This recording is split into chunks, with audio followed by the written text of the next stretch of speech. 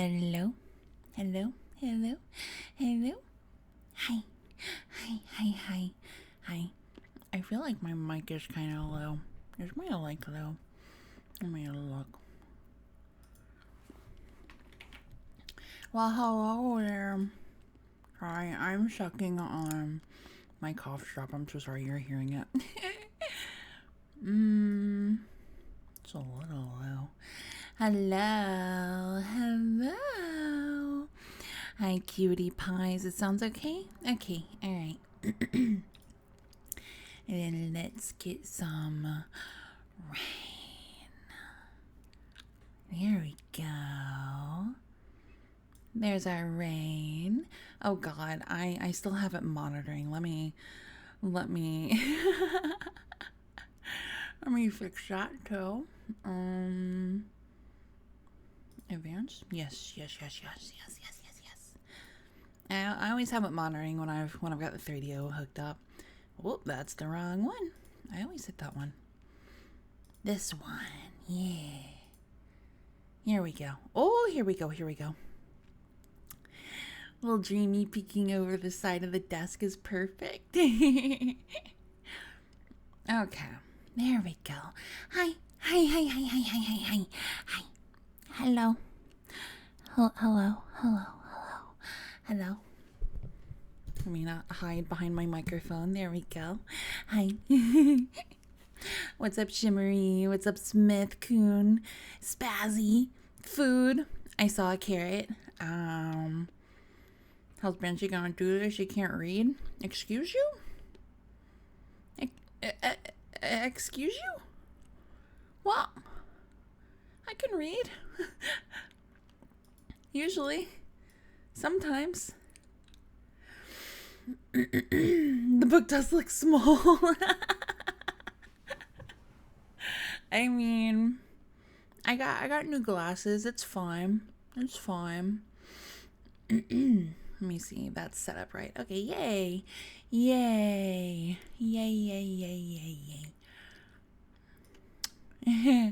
That's a pretty good job with your scripts. Let me stop. There we go. I wear 2 monocles. I'm not at the monocle point, but I definitely needed the glasses.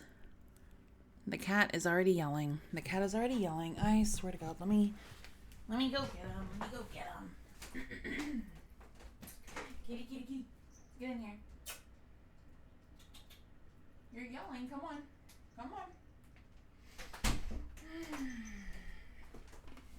You, sir, have been a bad boy. Yes, you have. You've been bad. Here. Let me see this. Okay. Alright, here we go. Change the last line of the Supergirl one. Or so. Did I? I don't remember. I don't remember. Come here. Guys. Oh my god, guys. I woke up today. And thought, oh, this is gonna be a good day. Can I chords please? Okay. And it was like the day was fine, but changed it from I love you to I told you. I totally did that on purpose.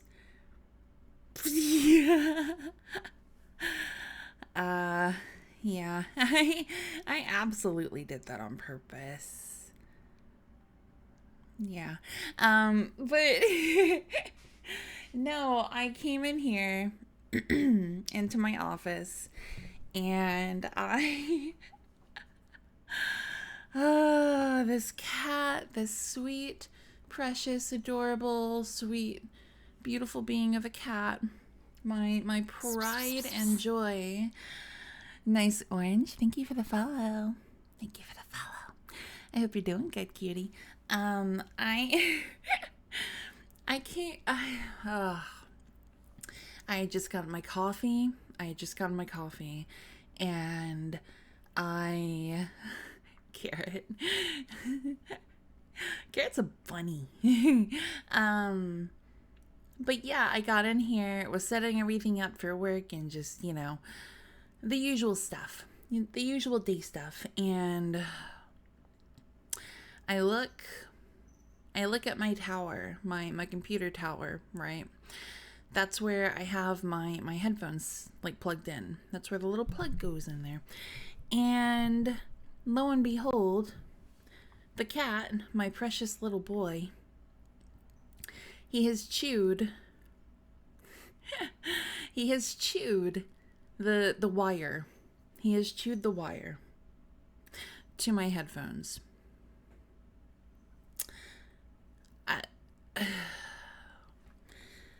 I thought that was just going to be an issue with my dog.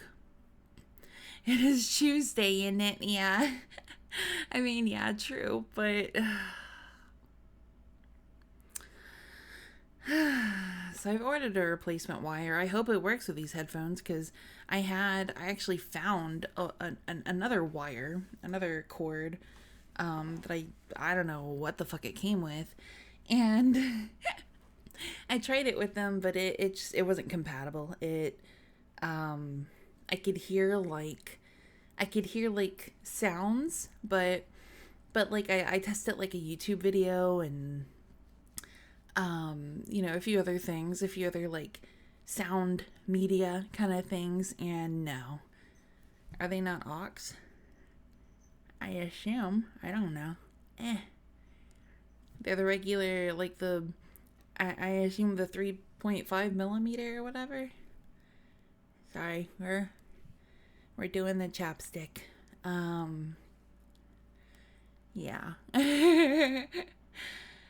Kitty lucky he didn't get the shit shocked out of him. I know, right? I know. Could you imagine? Like, thankfully that's never happened to any little, okay. Luckily that hasn't happened to any little monster of mine. Oh my god. When my dog was a puppy, oh my lord. I went through terrible Tues with him. I think by 3 he was probably better, at least. He's a very mouth boy. He's a very like mouth oriented boy. He's got some lab in him. So he feels a lot of stuff. He communicates a lot of stuff with his mouth. My god, though, he chewed a hot number of things. My dog chewed up my AirPod case the first day I had them, my lord. I know a lot of mouth-oriented boys. Carrot, please. Mine has been tased by the vacuum cord once. Oh, see, that's scary. She never touched a cord since. I mean, that's good, but that's scary. Let me see. How are you cuties doing now? I'm not allowed to DM strangers is wild. That's wild. Where's the thing? Here we go. Ooh. We got fancy stuff. I mean, it's not fancy, but yeah. We got some book readings set up. Here we go. We're friends. Aww. Aw, that's... I mean, that's kind of cute, though. That's kind of cute. Does it show? I wonder if it shows on there. Let's see. I know it shows that. It show if I... Oh, it does. Crazy. It shows my mouse, too. Okay. I'm good. How's you minus the wire? I'm good. I'm like on the precipice of being a little sleepy. Because I had to take medicine. I had to take some allergy medicine because my allergies are always bad. They're always horrible, so yeah. And unfortunately, like I'm not yet. Like I took a little nap. I I took a little nap before. A tiny one, luckily, so yeah, I'm okay. I'm okay. I'm good. Might be a little extra chaotic or loopy tonight. Been struggling with some major body pains. Oh, I'm sorry. Go to bed, Coon. Carrot, you're wasting the time typing that, honestly. I do hope you feel better though, Coon. Like I hope the pain does kinda ease. I hope it subsides. Thank you, Almighty Scared. While eating food. Wait, food. Did you just say you want a Coon to eat you?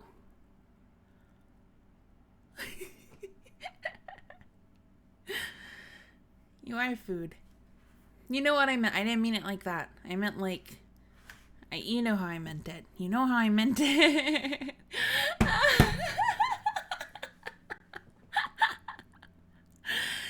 Did you just time me out? Yeah, that was a sentence.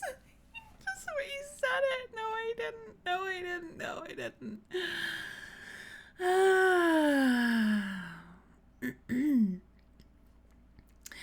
I didn't know. I even had to switch up and suddenly a Banshee. That's how it works sometimes. I just appear. What's up, JCL? Yeah, that's totally possible. You probably did fall asleep with it open. Timed out a completely random oh wait, it just says Banshee. I didn't even catch that. Oh my goodness. Okay. Are we all comfy? Are we cozy? Are we ready for some spooky bedtime stories? Some short stories and some poetry. I almost went with, does this count as an ASMR stream? It's reading. I'll be reading. We'll be reading. I don't have a migraine yet, so about as comfy as I'm gonna be. Aw, I hope you don't get a migraine. Let's see. Let me put you up here a little bit. Maybe we'll try to do that, and I'll try to actually... There we go. No spelling. No, you know... Spazzy, you know better. I did actually get a decent nap today. Genuinely don't know where the soreness came from because I was feeling okay through the first half of the day. And then bam, can't move. Oh my goodness. It's probably just stuff catching up to you, honestly. Yeah.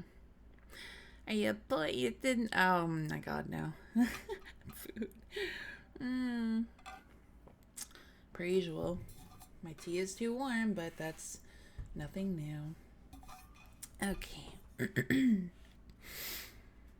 Yeah, that's what I was going to say. Yeah, catching up. Guess I gotta go faster. More oh my god. Coon. Aw, my troublemaker fell asleep. Some of my friends get really sick the moment they take a break. That's, yeah. That, I've definitely seen that before. Put it in the fridge.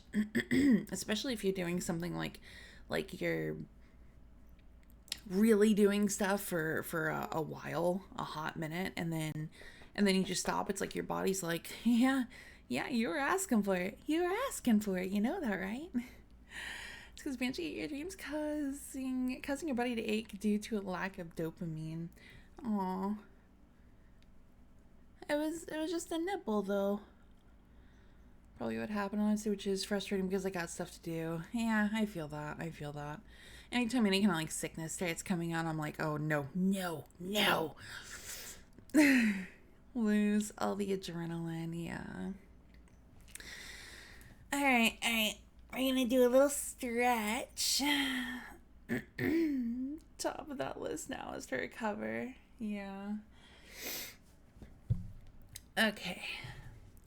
We're gonna do a little stretch, and well, we just did a little stretch, and we're going to I don't know, we're gonna go, I think a little mad, maybe a touch insane, because we're gonna dive into some Edgar Allan Poe, and he was a master of the dark. And no, although that would have actually, I didn't even think about that. Yeah, no. Although I do believe that is an option to read at some point. You gotta be careful, Kun. My friend just had a bad case of, oh my god, please. Bottom of the list, got it. Alright. Shh, cuties. It's story time. Why did the rain stop? Rain, what are you doing? Oh, I see. It's at the very... Okay, there we go. Okay, now, shh. It's story time. Hark said the rain nevermore. Alright. And we're going to start with, if I can move my big head out of the way, if you can see, the telltale heart. Okay, whoops. There we go. This month has been filled with Poe for me, oddly enough. Oh, neat. Interesting. Poe is wonderful. I've read some Poe. Some. That was very mouth noisy. Got a soundboard ready? No. Alright. The telltale heart is what we're going to start with. Okay? True. Nervous. Very, very dreadfully nervous I had been and am. But why will you say that I am mad? The disease had sharpened my senses, not destroyed, not dulled them. Above all else, we're already fucking up. Above all was the sense of hearing acute. I heard all things in the heaven and in the earth. I heard many things in hell. How then am I mad? Hearken and observe how healthily, how calmly I can tell you the whole story. Would I get banned if I replace it? I swear to God.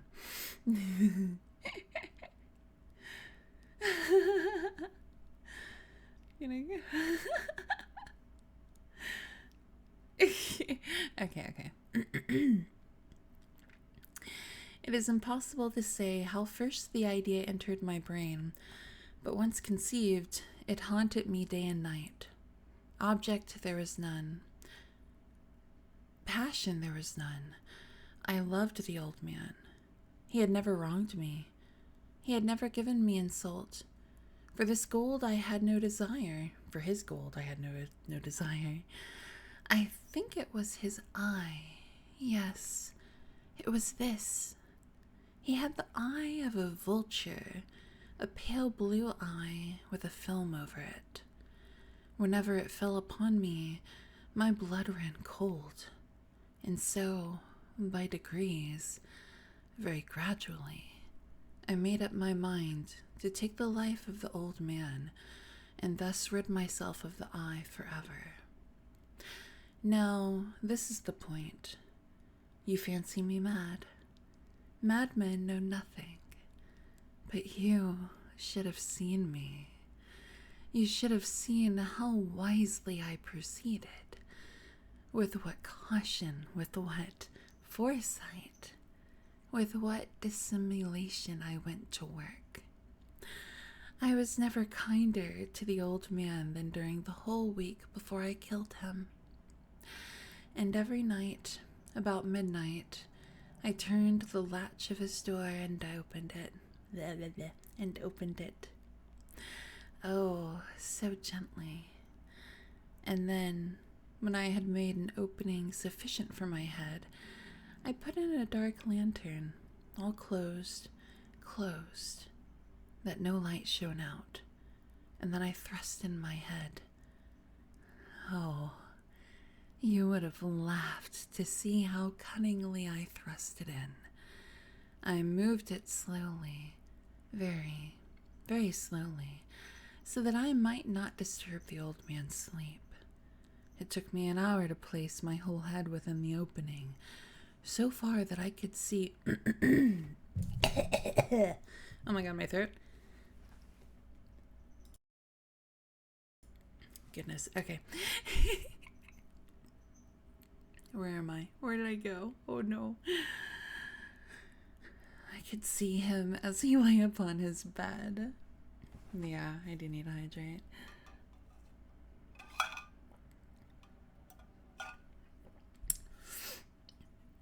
The effect of the fog layer over the text is pretty awesome. Yeah?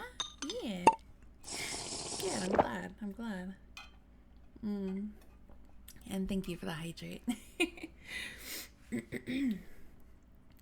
Okay. So this old man is laying in bed and we're being a creep. Okay. Ha. What a madman. Ha.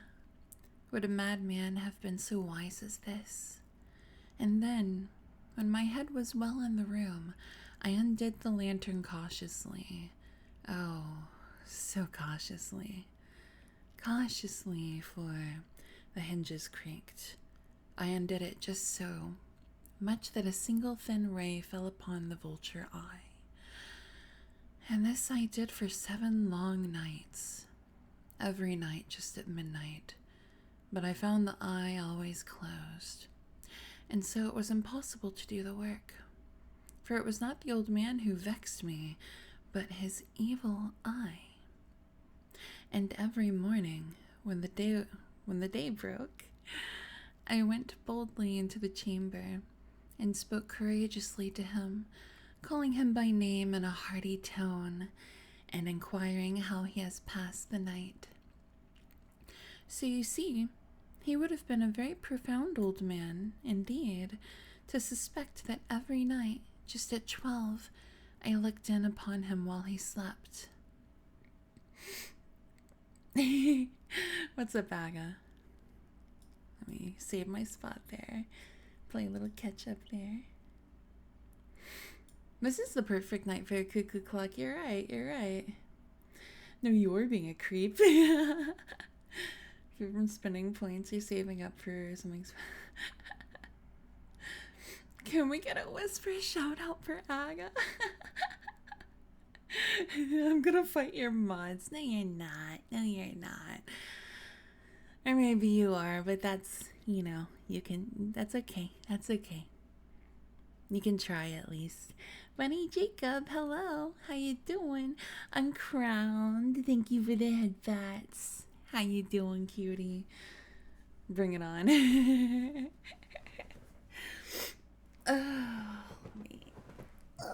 We get comfy. Okay.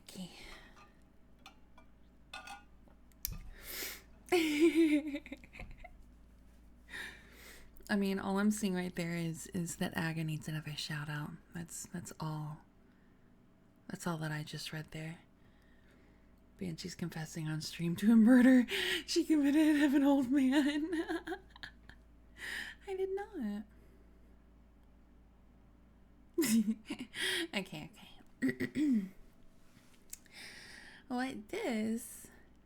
What's up, Pop? How you doing? This is Telltale Heart by Edgar Allan Poe. That's what this is. For the stream right when I'm ready for my hour nap. Yay, good.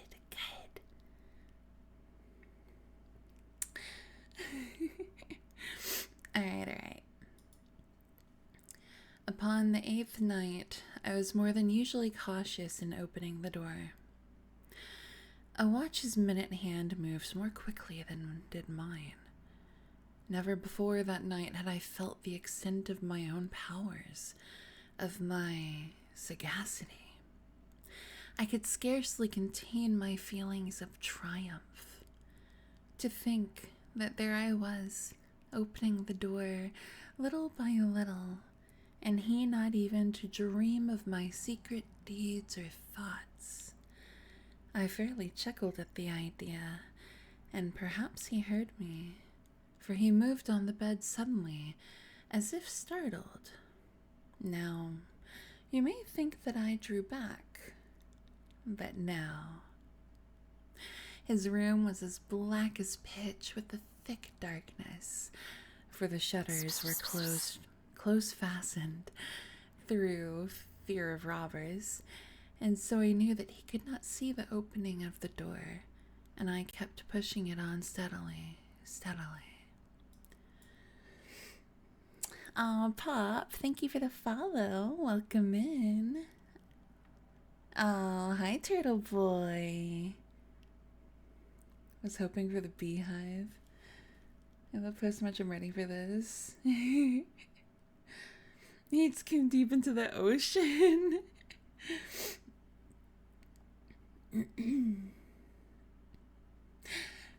Yeah, please, yeah. Honestly, I didn't even think about that, Coon. Thank you.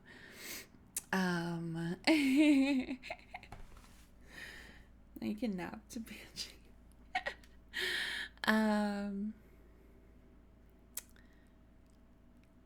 Oh my god, please.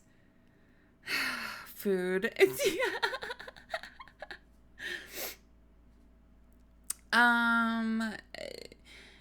Nah, yeah, for just like a second or two, Coon. What a Let's change it up a little. I swear to God. Okay, we're going back to Poe. I had my head in and was about to open the lantern when my thumb slipped upon the tin fastening, and the old man sprang up in bed, crying out, "Who's there?" I kept quite still and said nothing. For a whole hour I did not move a muscle, and in the meantime I did not hear him lie down. He was still sitting up in the bed, just listening, just as I have done, night after night, hearkening to the death watches in the wall. Presently I heard a slight groan, and I knew it was the groan of mortal terror. It was not a groan of pain or of grief. Oh no. It was the low, stifled sound that arises from the bottom of the soul when overcharged with awe. I knew the sound well. Many a night, just at midnight, when all the world slept, it has welled up from my own bosom, deepening, with its dreadful echo, the terrors that distracted me. I say I knew it well. I knew what the old man felt, and pitied him, although I chuckled at heart. I knew that he had been lying awake ever since the first slight noise, when he had turned in the bed. His fears had been ever since growing upon him. He had been trying to fancy them causeless, but could not. He had been saying to himself, "It is nothing but the wind in the chimney. It is only a mouse crossing the floor, or it is merely a cricket which has made a single chirp." Yes, he had been trying to comfort himself with these suppositions, but he had found all in vain, because death, in approaching him, had stalked with his black shadow before him and enveloped the victim. And it was the mournful influence of the unperceived shadow that caused him to feel, although he neither saw nor heard, to feel the presence of my head within the room. Back Talk, thank you for the follow. Welcome in. I'm in a jar. What's up, Bun? How you doing? Free me?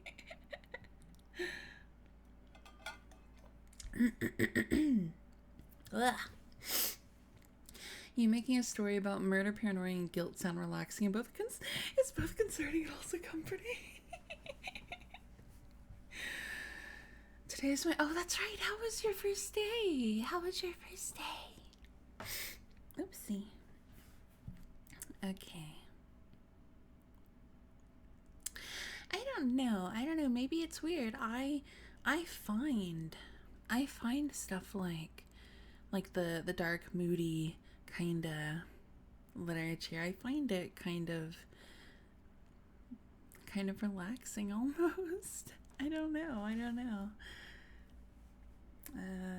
It's supposed to be rude to me on call. It's not true. It's only gonna make a friend. You'll make friends. You'll do good. I have no doubt. When I had waited a long time, very patiently, without hearing him lie down, I resolved to open a little. A very, very little crevice in the lantern. So I opened it. You cannot imagine how stealthily, until at length a simple dim ray, like the thread of the spider, shot from out the crevice and fell full upon the vulture eye. I swear I can read. I promise I can.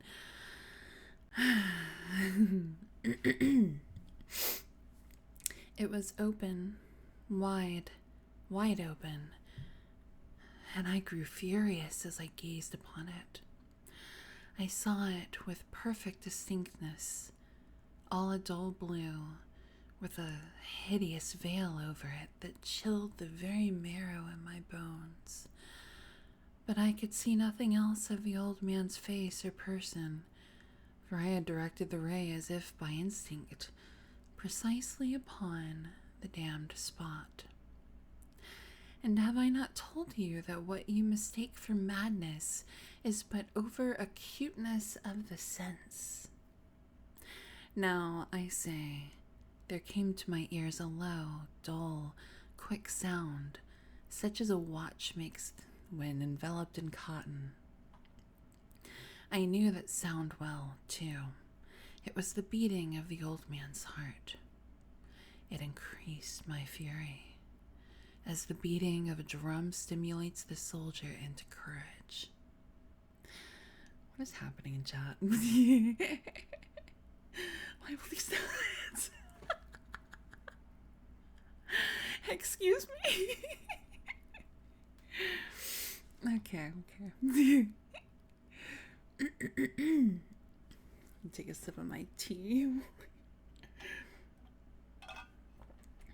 Don't mind us. I don't know why I deserve it. That's like in here apparently. What's up, Arcade? How you doing?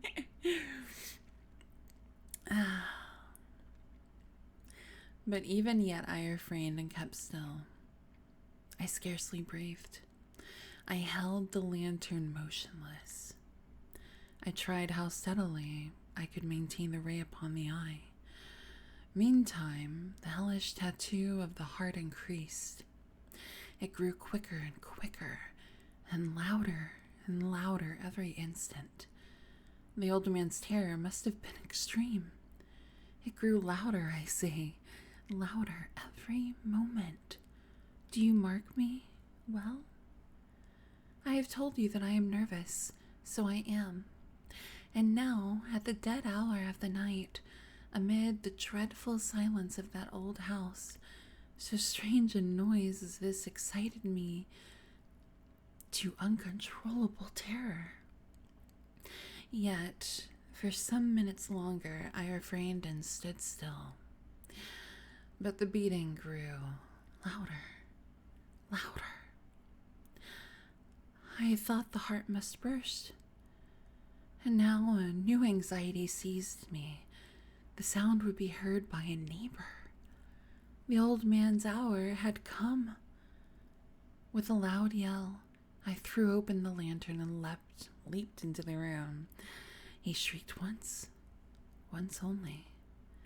In an instant, I dragged him to the floor and pulled the heavy bed over him. I then smiled gaily to find the deed so far done, but for many minutes, the heart beat on with a muffled sound. This, however, did not vex me. It would not be heard through the wall. At length it ceased. The old man was dead. I removed the bed and examined the corpse. Yes, he was stone dead. I placed my hand upon the heart and held it there many minutes. There was no pulsation. He was stone dead. His eye would trouble me no more. If still you think me mad, you will think so no longer when I describe the wise precautions I took for the concealment of the body. The night waned, and I worked hastily, but in silence. First of all, I dismembered the corpse. I cut off the head and the arms and the legs. I then took up 3 planks from the flooring of the chamber and deposited all between the scantlings. I then replaced the boards so cleverly, so cunningly, that no human eye, not even his, could have detected anything wrong. There was nothing to wash out. No stain of any kind, no blood spot whatever. I had been too wary for that. A tub had caught all. When I had made an end of these labors, it was for fuck's sake, fine buns. I'm stretching. I'm sorry.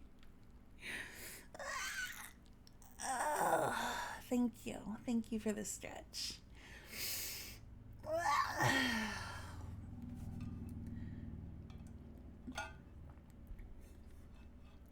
You're not welcome. Wild. Oh my goodness. Sorry, I was getting into the story. Love the calm reading straight into, oh, for fuck's sake. That's pretty much any interaction with buns, I feel like. It doesn't actually... What the fuck? What? Yes, I do. I knew she was reading chat. No, what happened is I saw the little alert. Yeah, I saw the little alert go. And then... and then I start seeing, like, all caps. Like, who's yelling? Who's yelling? Oh, at me. Okay. If that doesn't encapsulate story streams here, I don't know what does. Can I go stretch? I can stretch. I can absolutely stretch.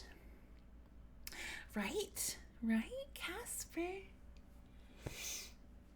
Oh my goodness.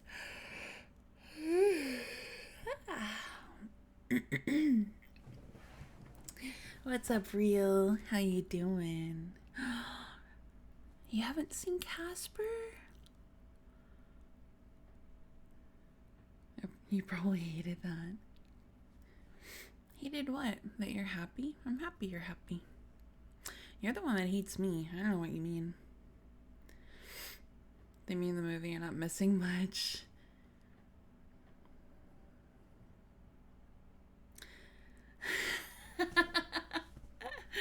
At her happiest, describing dismembering a body.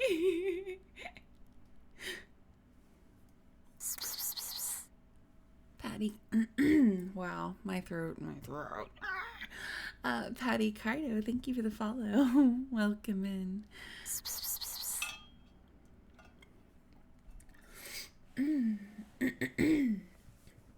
Throat, please.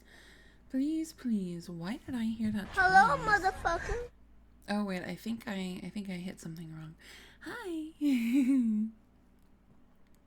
I talk good things about you. I appreciate that. I don't know if I believe you, but I appreciate that. Let me fix that because I think my alerts are going off double on my end. Wrong one. Let's see that again. We'll try that again. Let's see. Ah! Biscuity, how you doing? The first, that one off. Did it go double too? Okay. All right. I was gonna say I thought I had my stuff good there. Okay. Now let's get back to murder, I guess. Oh my goodness. When I had made an end of these labors, it was 4 o'clock, still dark as midnight. As the bell sounded the hour, there came a knocking at the street door.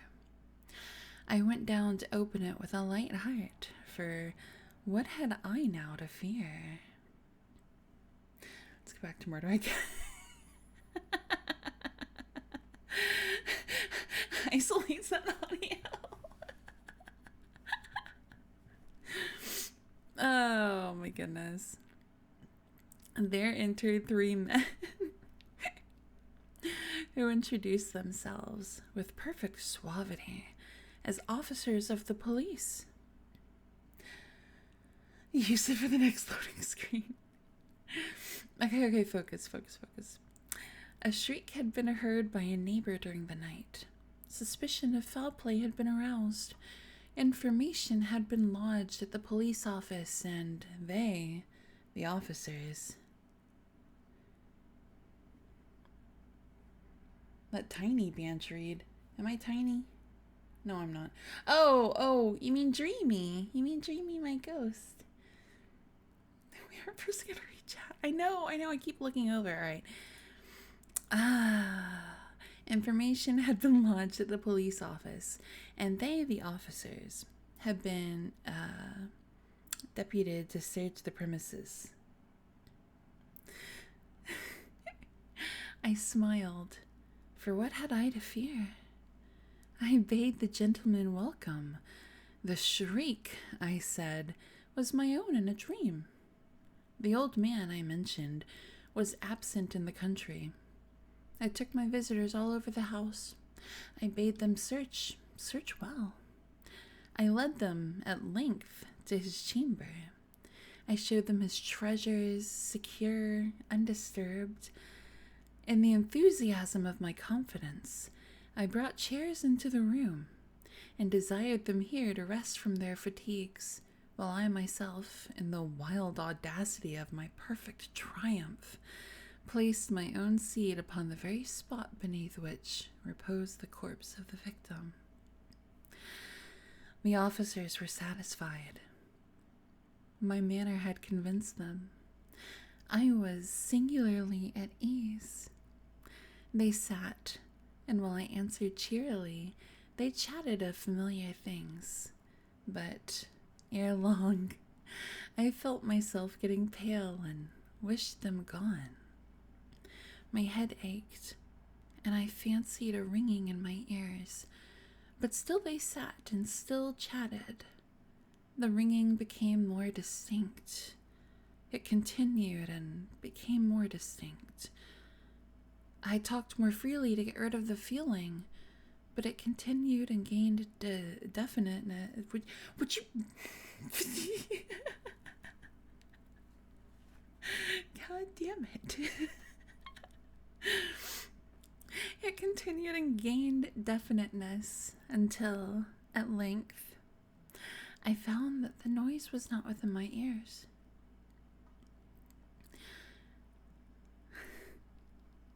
No doubt I now grew very pale, but I talked more fluently and with a heightened voice.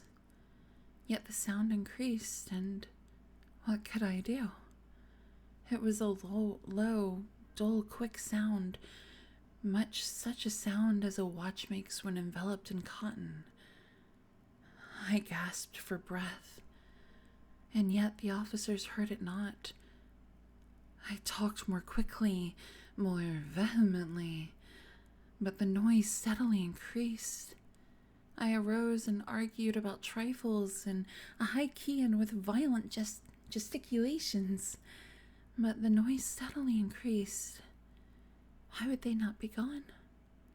I paced the floor to and fro with heavy strides, as if excited to fury by the observations of the men, but the noise steadily increased. Oh, God, what could I do? I foamed, I raved, I swore. I swung the chair upon which I had been sitting and grated it upon the boards, but the noise arose all and continually increased. It grew louder, louder, and still the men chatted pleasantly and smiled. Was it possible they heard not? Almighty God. No. They heard.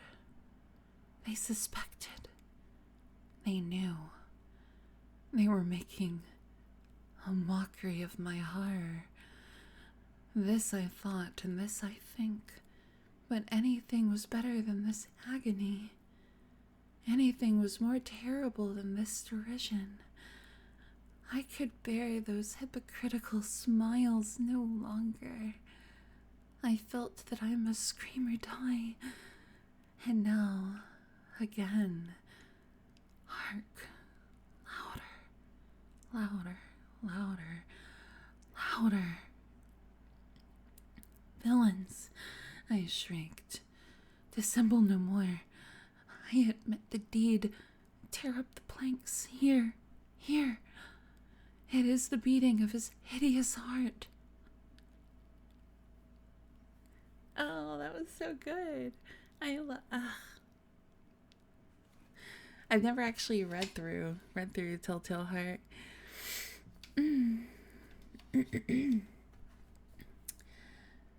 What the fuck is happening?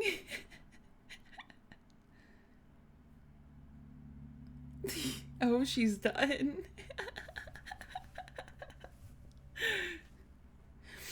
No, don't mind me.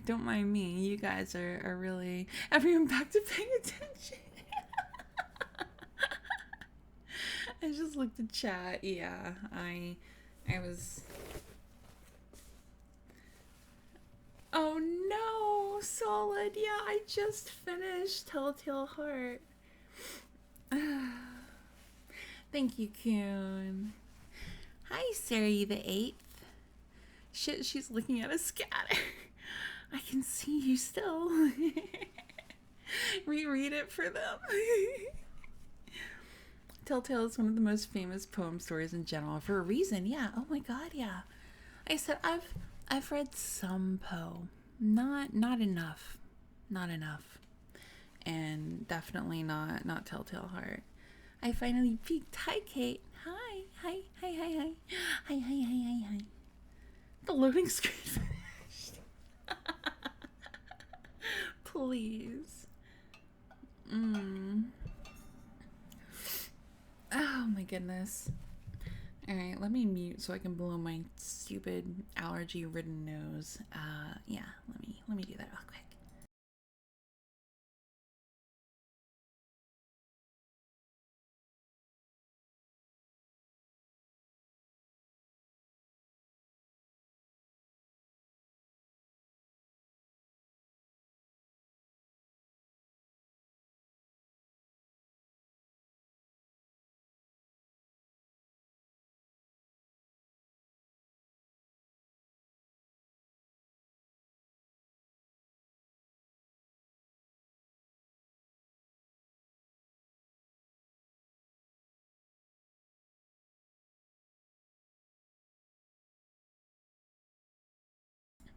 I swear to God. I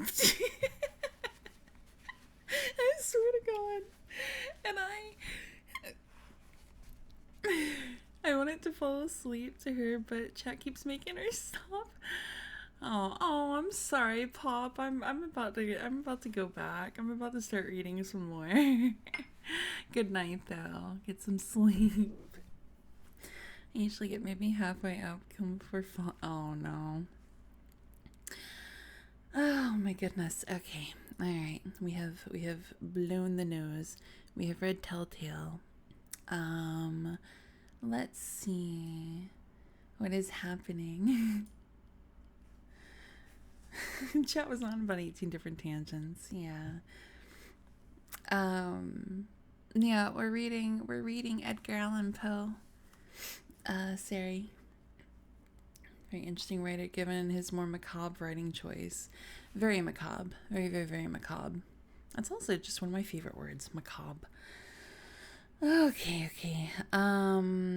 Let's see. What other ones do we have in this edition? There's The Mask of the Red Death. That is next on my list.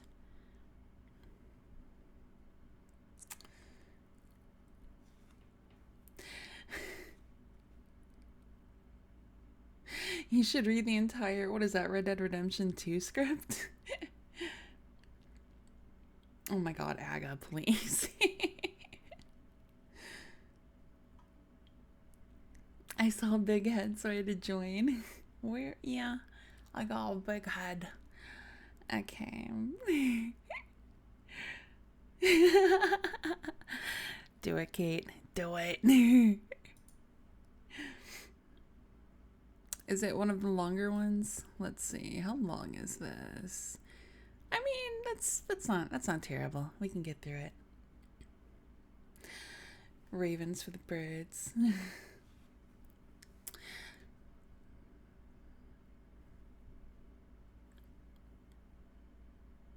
Yeah, that's not bad at all.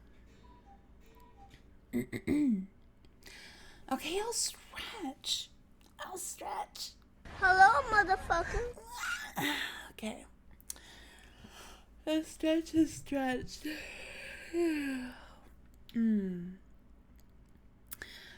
Okay.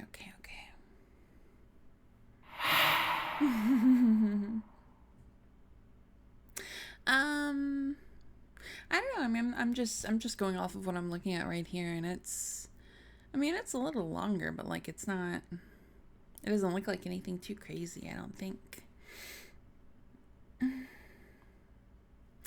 All right. Let's get into this one, shall we? We're gonna get some Edgar Allan Poe education tonight. That's it. If I have to just completely ignore chat, we will. You're looking at your list of spells to cast. Sin, hi cutie. How you doing? Oh, we're here to be ignored. Don't look at us. All right. The Mask of the Red Death. Okay. The Red Death had long devastated the country. No pestilence had ever been so fatal or so hideous. Blood was its avatar and its seal. The redness and the horror of blood. There were sharp pains and sudden dizziness, and then profuse bleeding at the pores with dissolution.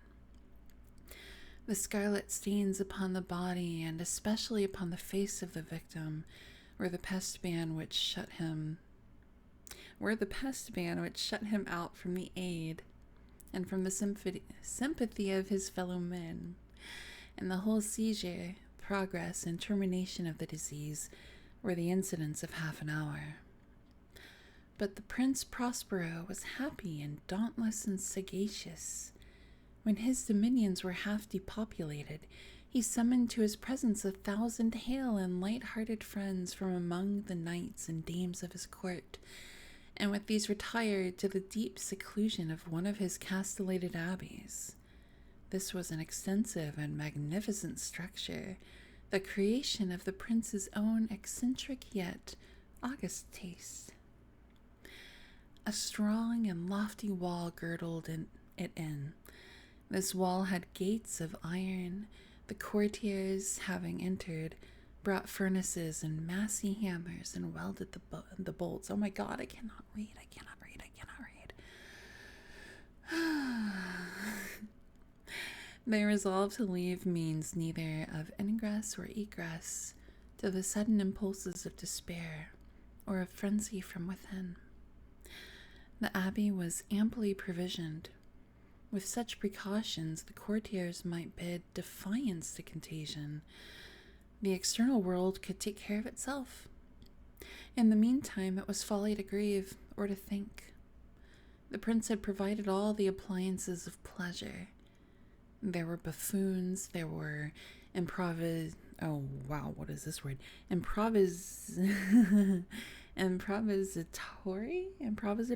there we go, I think so. There were improvisatory, I don't know what that word is though. There were ballet dancers, there were musicians, there was beauty, there was wine. All these in security were within. Without was the Red Death. Oh, why is she looking over here at all? Aw, kitty's on the lap. I'm here for it. I'm here for it. Buns, I swear to God. Okay. It was toward the close of the 5th or 6th month of his seclusion, and while the pestilence raged most furiously abroad, that the Prince Prospero entertained his 1,000 friends at a masked ball of the most unusual magnificence.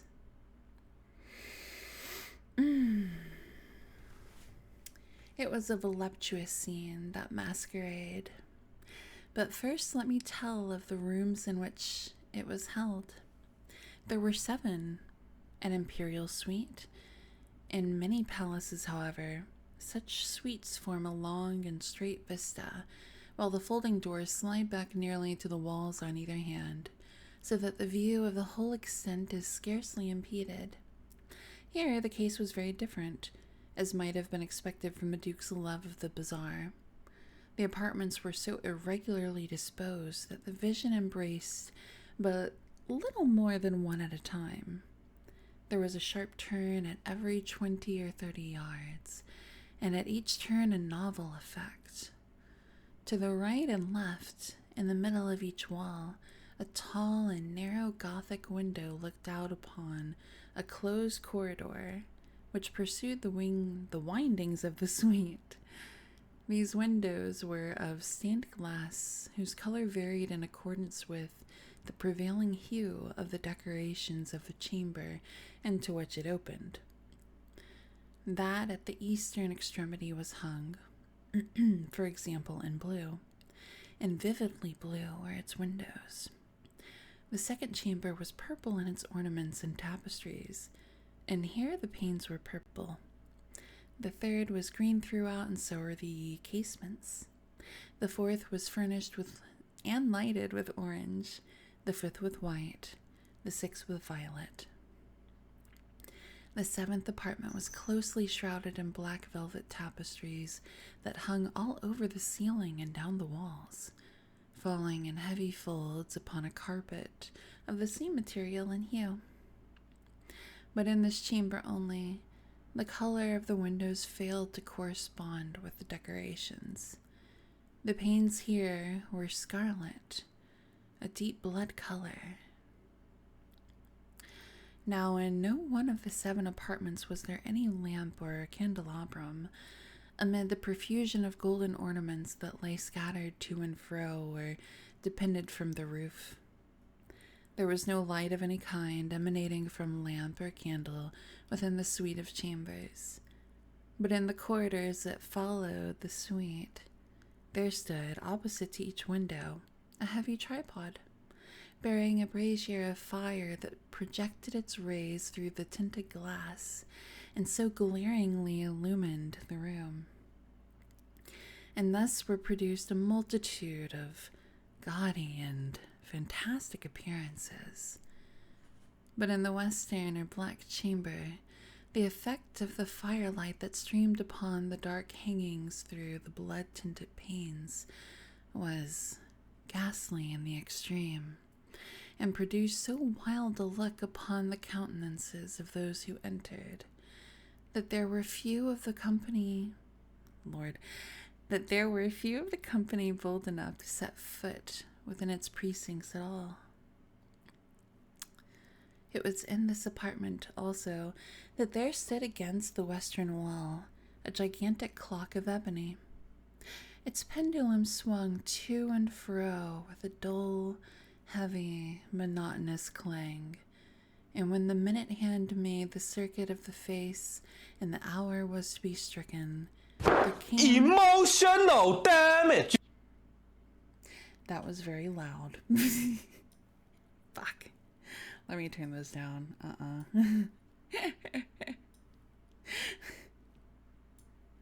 Night buns. Night buns. Yeah, that was loud. God damn it. Okay. Yeah, I turned alerts down a bit there. My lord. Okay. Hopefully that helps. Where was I? It's a wake-up call. Okay. I'm sorry for your ears. That actually, for once, it wasn't me, like, absolutely shocking them. I'm so sorry. Okay. Back to school to learn to read. Tell that to my heart. So that one is particularly unbalanced with the rest of them. Yeah. I'll have to lower it or something in the actual in the app. Oh my god, yeah, the mic cable. I know. Maybe the red mask was the friends we made along the way. Wow. Alright. Where was I? Doing for heavy. Came from the brazen lungs of the clock, a sound which was clear and loud and deep and exceedingly musical, but of so peculiar a note and emphasis that, at each lapse of an hour, the musicians of the orchestra were constrained to pause momentarily, in their performance to hearken to the sound, and thus the waltzers perforce ceased their evolutions, and there was a brief disconcert of the whole gay company, and while the chimes of the clock yet rang, it was observed that the giddiest grew pale, and the more aged and sedate passed their hands over their brows as if in confused reverie or meditation.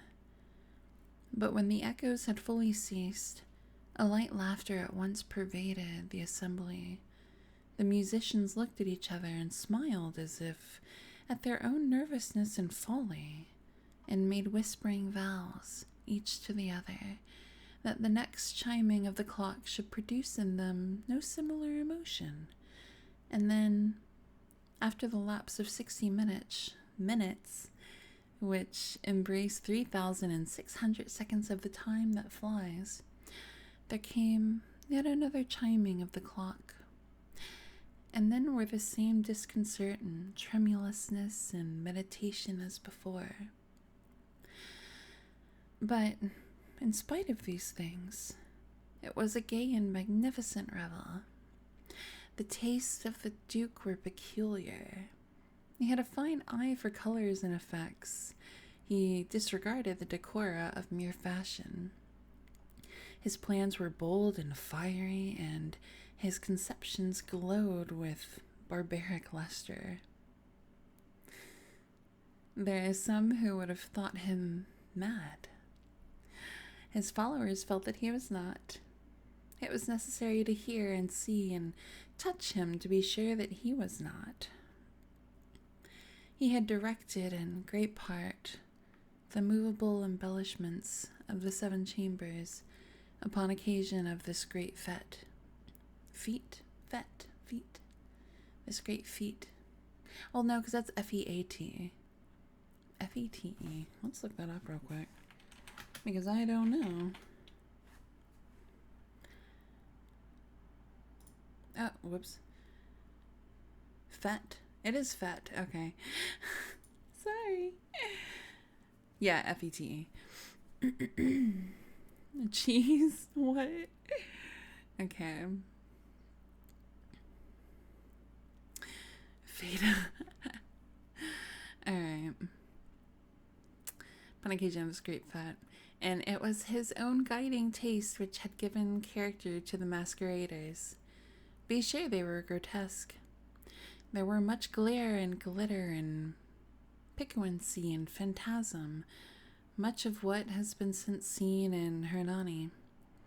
There were arabesque figures with unsuited limbs and appointments. There were delirious fancies such as the madman fashions. There was much of the beautiful, much of the wanton, much of the bizarre, something of the terrible, and not a little of that which might have excited disgust. To and fro in the 7 chambers there stalked, in fact, a multitude of dreams. I lost my spot. Oh, there we go. And these, the dreams, writhed in and out. No, they writhed in and about, taking hue from the rooms and causing the wild music of the orchestra to seem as the echo of their steps. And anon, there strikes the ebony clock, which stands in the hall of the velvet. And then, for a moment, all is still, and all is silent save the voice of the clock. Excuse me.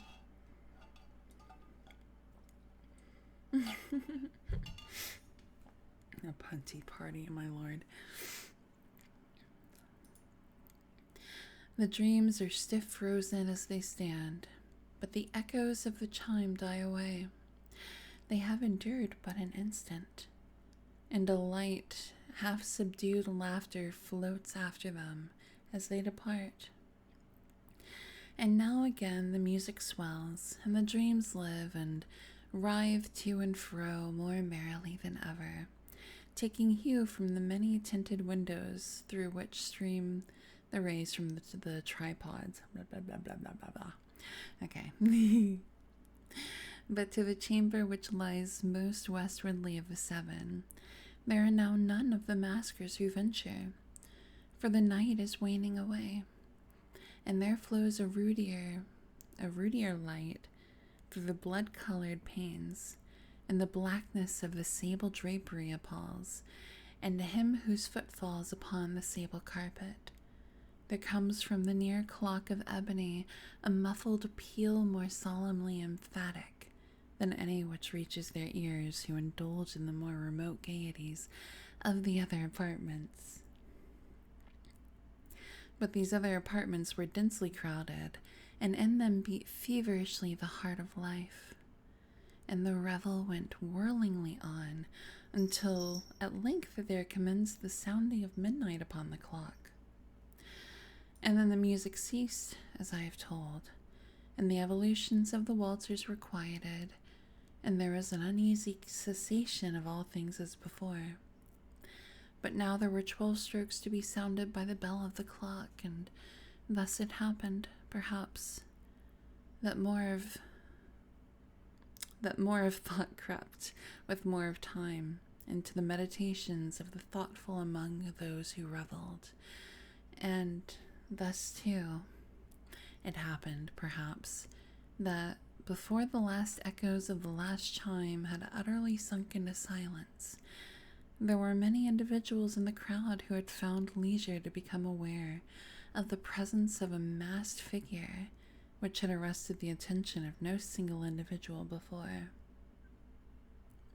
And the rumor of this new presence having spread itself whisperingly around, there arose at length from the whole company a buzz, or murmur, expressive of disapprobation and surprise. Then, finally, of terror, of horror, and of disgust.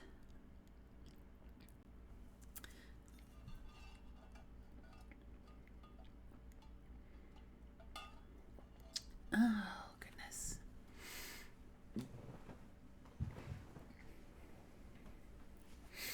Still says you're timed out. Poetry masterful.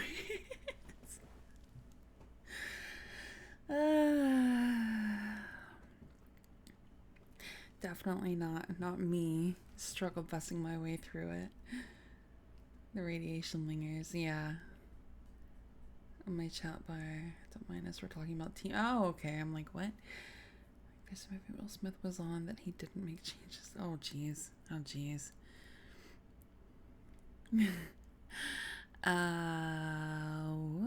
Okay. In an assembly of phantasms such as I have painted, it may well be supposed that no ordinary appearance could have excited such sensation. In truth, the masquerade license of the night was nearly unlimited, but the figure in question had out-Heroded Herod, and gone beyond the bounds of even the prince's indefinite decorum. There are chords in the hearts of the most reckless which cannot be touched without emotion. Even with the utterly lost, to whom life and death are equally jests, there are matters of which no jest can be made. The whole company, indeed, seemed now deeply to feel that in the costume and bearing concealed the visage was made... the costume... In the costume and bearing of the stranger neither wit nor propriety existed. The figure was tall and gaunt, and shrouded from head to foot in the habiliments of the grave. The mask which concealed the visage was made so nearly to resemble the countenance of a stiffened corpse that the closest scrutiny must have had difficulty in detecting the cheat. And yet all this might have been endured, if not approved, by the mad revelers around. But the mummer had gone so far as to assume that the type of the Red Death. His vesture was dabbled in blood, and his broad brow, with all the features of the face, was besprinkled with the scarlet horror. When the eyes of Prince Prospero fell upon this spectral image, which, with a slow and solemn movement, as if more fully to sustain its role, stalked to and fro among the waltzers, he was seen to be convulsed, in the first moment with a strong shudder either of terror or distaste, but in the next, his brow reddened with rage. "Who dares," he demanded hoarsely of the courtiers who stood near him, "who dares insult us with this blasphemous mockery? Seize him and unmask him, that we may know whom we have to hang at sunrise from the battlements." It was in the eastern or blue chamber in which stood the Prince Prospero. As he uttered these words, they rang throughout the 7 rooms loudly and clearly, for the prince was a bold and robust man, and the music had become hushed at the waving of his hand.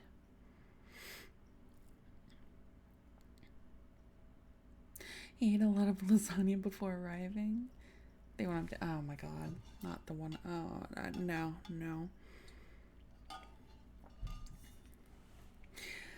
Something tells me he's not going to be prosperous. It was in the blue room where stood the prince, with a group of pale courtiers by his side.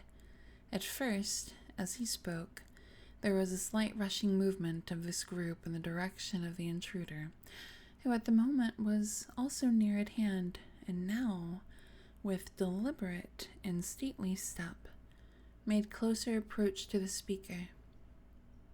but from a certain nameless awe with which the mad assumptions of the mummer had inspired the whole party, there were found none who put forth hand to seize him, so that, unimpeded, he passed within a yard of the prince's person, and, while the vast assembly, as if with one impulse, shrank from the centers of the rooms to the walls, he made his way uninterruptedly, but with the same solemn and measured step which had distinguished him from the first, through the blue chamber to the purple, through the purple to the green, through the green to the orange, through this again to the white, and even thence to the violet, ere a decided movement had been made to arrest him. It was then, however, that the Prince Prospero, maddening with rage and the shame of his own momentary cowardice, rushed hurriedly through the 6 chambers, while none followed him on account of a deadly terror that had seized upon all. He bore aloft a drawn dagger, and had approached in rapid impetuosity to within 3 or 4 feet of the retreating figure, when the latter, having attained the extremity of the velvet apartment, turned suddenly and confronted his pursuer. There was a sharp cry, and the dagger dropped gleaming upon the sable carpet, upon which, instantly afterwards, fell prostrate in death the Prince Prospero. Then, summoning the wild courage of despair, a throng of the revelers at once threw themselves into the black apartment, and, seizing the mummer, whose tall figure stood erect and motionless within the shadow of the ebony clock, gasped in unutterable horror at finding the grave cerements and corpse-like mask which they handled with so violent a rudeness, untenanted by any tangible form. And now was acknowledged the presence of the Red Death. He had come like a thief in the night, and one by one dropped the revelers in the blood-bedewed halls of their revel, and died each in the despairing posture of his fall. And the life of the ebony clock went out with that of the last of the gay, and the flames of the tripods expired, and darkness and decay and the Red Death held illimitable dominion over all. That was a tough read. That serves the prince right, though, am I right? Hi, Matthias. How you doing? It feels so good to go back to a game I haven't played in over a year and still having the muscle memory to play it. Oh, I love that feeling. I love that feeling. Oh, thank you, Akka. I didn't get a hello. Did I not say hello, Legendary? Going back to school for you. It's a tough read. Spazzy. What?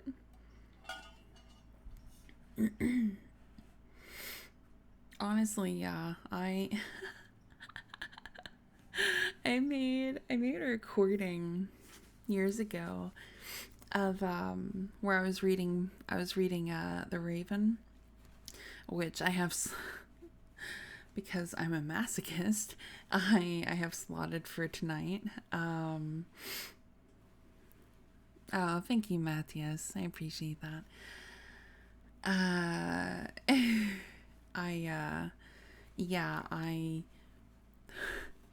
I recorded this, and this was when I was also kind of like trying to get into more commercialized voice work and stuff like that.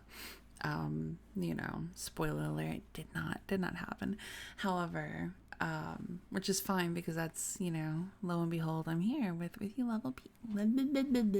I can't talk. Oh my god, why am I doing a reading streaming tonight when I can't talk? No, I'm honestly, I'm very happy that that did not work out because, like I said, I wouldn't be here. I wouldn't be here with you. Yeah, you. That's the charm. That's a professional. I'm not a professional. But oh my god. I recorded the Raven and I had like I did, you know, I edited and everything afterward, and I made a whole other file of all the flubs, all the retakes, all the, you know, and get to like halfway through a line and go, oh, you know. And that file was like probably half of the actual Raven.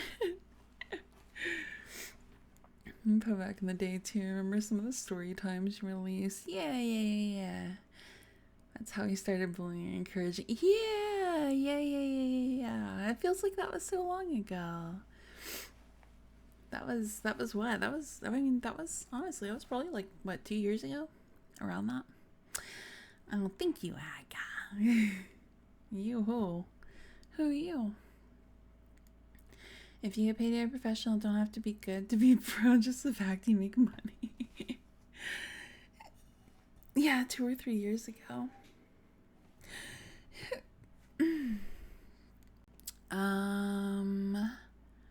Let's see. I do have the Raven on the list. I also have the Pet and the Pendulum. The Black Cat, which I haven't read before. 3 years. I know, it's crazy to think. It's crazy. You want the Raven? We can do the Raven.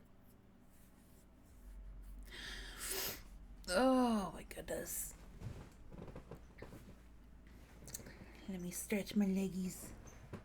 Oh, I gotta pet the cat too. I gotta take a moment, a break to pet the cat. Oh. He was passed off. He was passed out. He was passed out under some blankets with me earlier. I need to train a crew to steal from me, honestly. I know, sniffles are just dumb. Okay. Let's see. Where is... I think the Raven's in this one too. It's so silly. I have the book. Like, I have the physical book that I posted a picture of in the Discord. And yet I'm reading it on here because I thought about it and was like... At first I was like, oh, the sounds of the pages, you know, of actual book pages and stuff being turned would be really nice, would be lovely. However, if I read, I'd be looking like down, and so I don't know. It didn't translate. It just didn't. I don't think it would translate well with my model. It's the case of oh my god, Amontillado, also Edgar. Am I getting my poems wrong?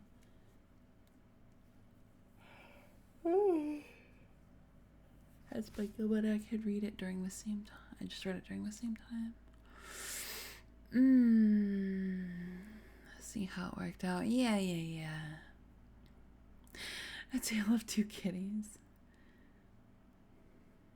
Didn't want to look down on these stories. What did I say? We're the Raven, right? Oh wait, that's in the other edition, I believe. Let's go back. Let's go to this one.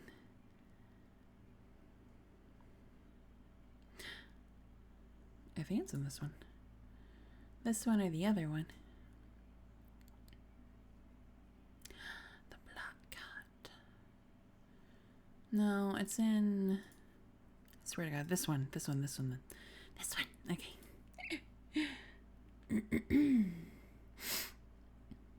I did hear a bell earlier. I'm not crazy. Yeah, you heard. Where's your little bell? Little bell.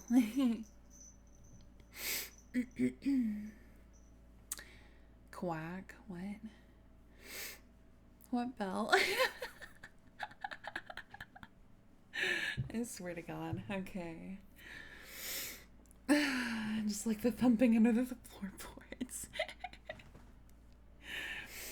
Oh my goodness. Okay. Let's find the raven. Here we go. Oh God. And I love this poem. I love it. It's fun. It's really fun to read and everything. Oh my God. But I feel like I have like PTSD from it. I would use it. Thank you for this stretch. I would use it to like practice enunciating and, you know, just like getting the mouth to do more, if that makes sense. Alright.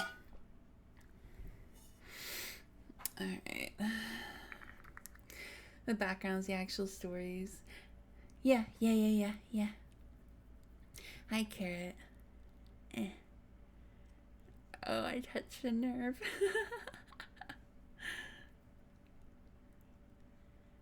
Sorry.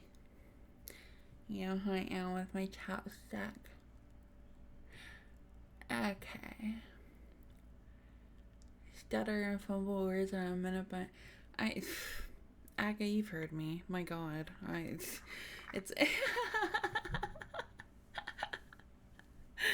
Yeah, thank you for the shout out for Aga. Please, anyone who's not following them, who's not been lucky enough, bestowed enough, that doesn't make sense, but lucky enough to have caught an Aga stream. They're wonderful. They're the good stuff. They're very wholesome too, for the most part. Very, very sweet, very talented.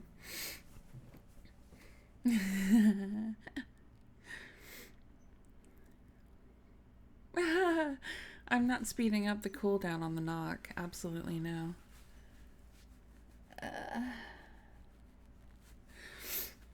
Your content's not bad. Stop it. Oh my God. Okay. I had it timed down. Alright. It's not happening, Spazzy. Sorry. I don't care if it's a bit or whatever. Sorry. We're gonna read the Raven, and you can cry with me while I stumble fuck my way through this. Okay. Yeah, I figured. Yeah. I know. I've read the Raven. I know. I figured. Okay.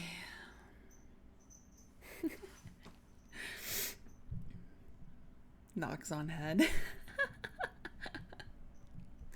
Alright. Once upon a midnight dreary, while I pondered, weak and weary. What's up, Tiger Shark? How you doing? Welcome in. Let me restart that. Once upon... nice, yay. Well, I'm happy you're here. Welcome in. We're reading some Edgar Allan Poe tonight, and I am finding excuses. I'm delaying reading The Raven. Okay. Once upon a midnight dreary, while I pondered, weak and weary, over many a quaint and curious volume of forgotten lore. While I nodded, nearly napping, suddenly there came a tapping, as if someone gently rapping at my chamber door. "'Tis some visitor," I muttered, tapping at my chamber door. Only this and nothing more. Distinctly I remember, it was in the bleak December, and each separate dying ember wrought its ghost upon the floor. Eagerly, eagerly I wished the morrow, vainly I had sought to borrow from my book surcease of sorrow, sorrow for the lost Lenore, for the rare and radiant maiden whom the angels name Lenore, nameless here for evermore. And the silken, sad, and certain rustling of each purple curtain thrilled me, filled me with fantastic terrors never felt before, so that now, to still the beating of my heart, I stood repeating, "'Tis some visitor entreating entrance at my chamber door. Some late visitor entreating entrance at my chamber door. This is it, this it is, and nothing more." Presently my soul grew stronger, hesitating them no longer. "Sir," said I, "or madam, truly your forgiveness I implore, but the fact is I was napping, and so gently you came rapping, and so faintly you came tapping, tapping at my chamber door, that I scarce was sure I heard you." Here I opened wide the door. Darkness there and nothing more. Deep into that darkness peering, long I stood there wondering, fearing, doubting, dreaming dreams no mortal ever dared to dream before. But the silence was unbroken, and the darkness gave no token, and the only word there spoken was the whispered word, "Lenore." This I whispered, and an echo murmured back the word, "Lenore."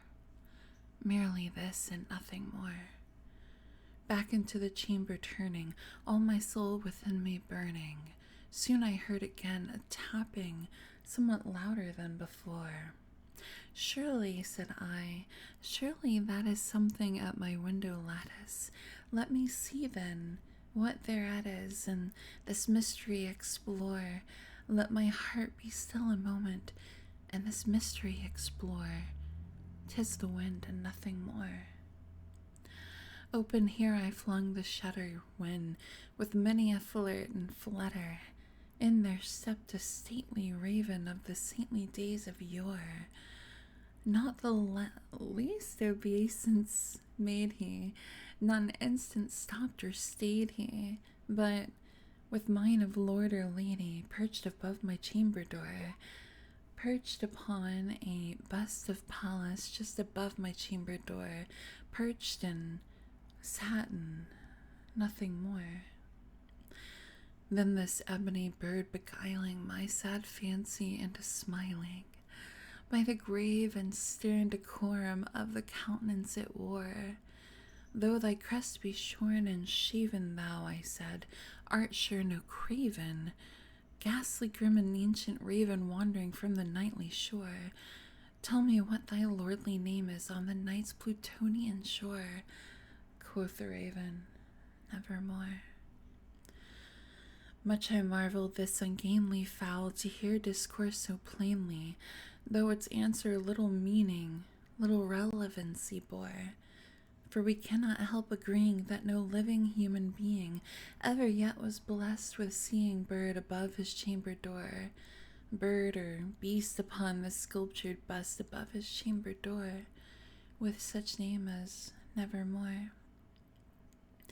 But the raven, sitting lonely on the placid bust, spoke only that one word, as if his soul in that one word he did outpour, and nothing further than he uttered, not a fetter, not a feather than he fluttered, till I scarcely more than muttered, "Other friends have flown before.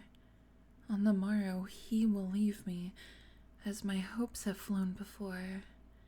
Then the bird said, "Nevermore."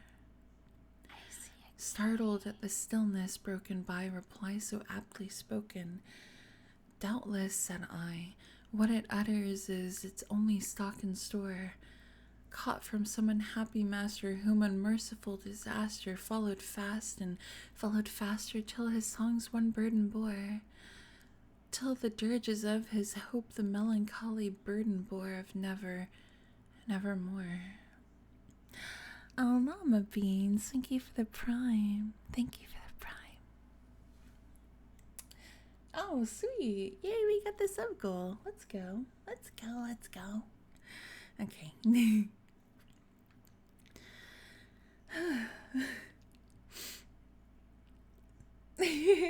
Get prime sub, nerd. That's adorable. But the raven still beguiling all my sad soul into smiling. Straight I wheeled a cushioned seat in front of bird and bust and door. Then upon the velvet sinking, I betook myself to linking fancy unto fancy, thinking what this ominous bird of yore, what this grim, ungainly, ghastly, gaunt, and ominous bird of yore meant in croaking, nevermore.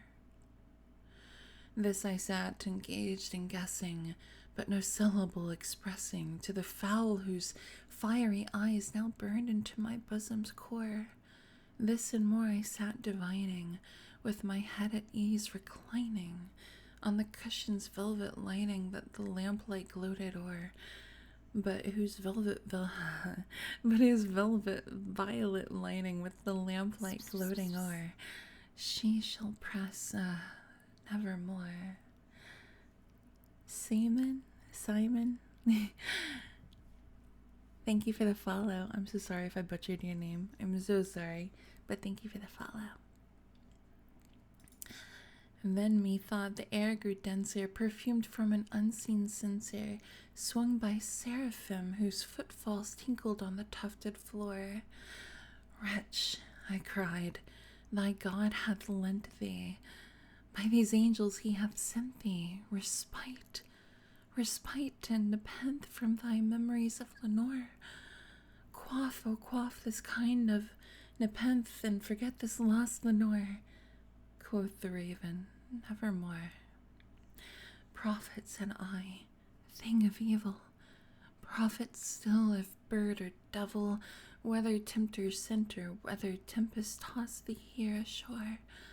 Desolate yet all undaunted, on this desert land enchanted,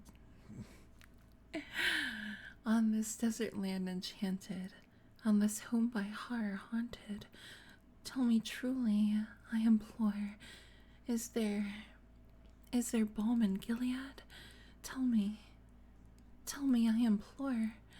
Quoth the raven, nevermore.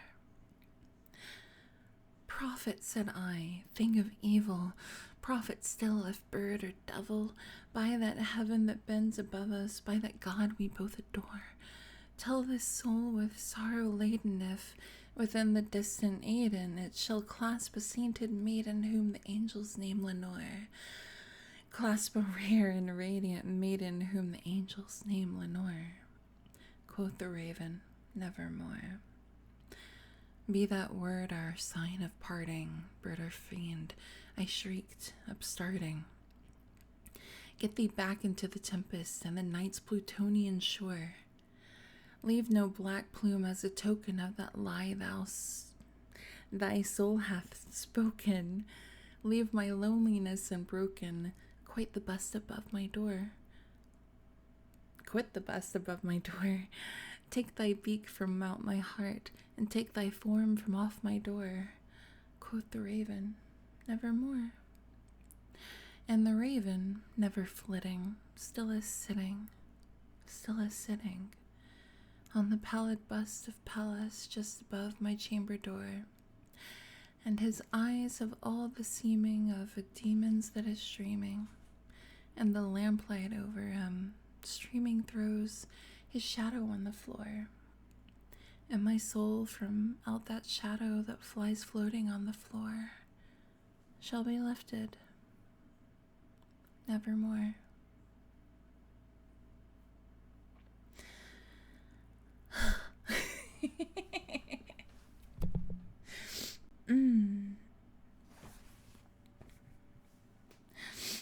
Oh my goodness.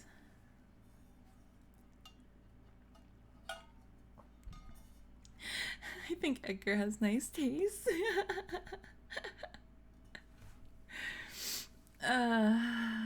And that's a story that lived evermore. Yes.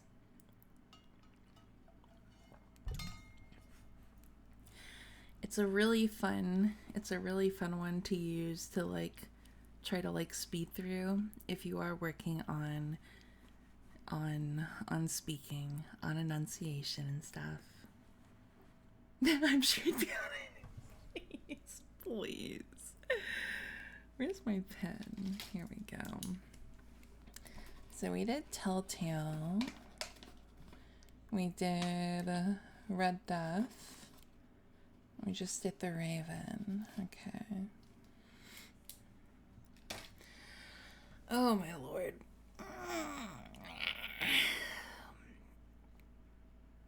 Oh. I need to get ready for bed. Have a good night. Aw. Night solid. Get some sleep. Oh, night spazzy too. Okay. Both of them at the same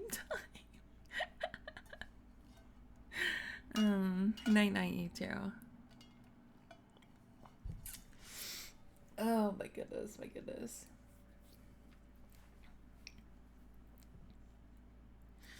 Good night, Spartans. Ugh. Too much green brain got confused. Yeah, right. And literally saying Spartan, like right there. Yeah. That's the go with it, Spazzy. That was hilarious. Oh my goodness. Okay. Cortana beckons them to return.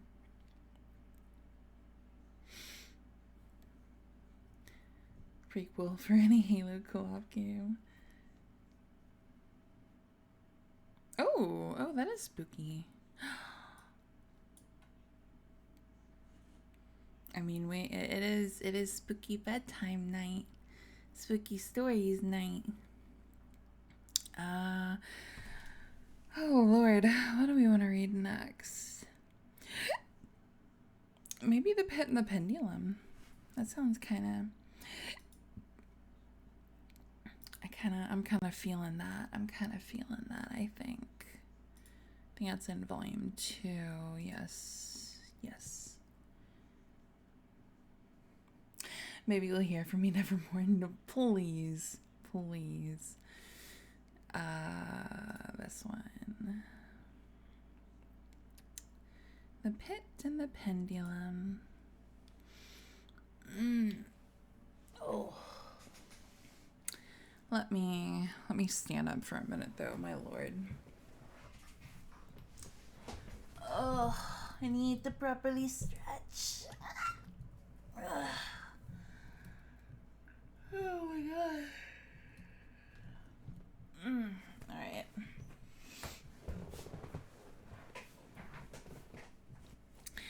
Okay. Oh, well, thanks for stopping by, Spazzy. Get some sleep. Get some really good sleep.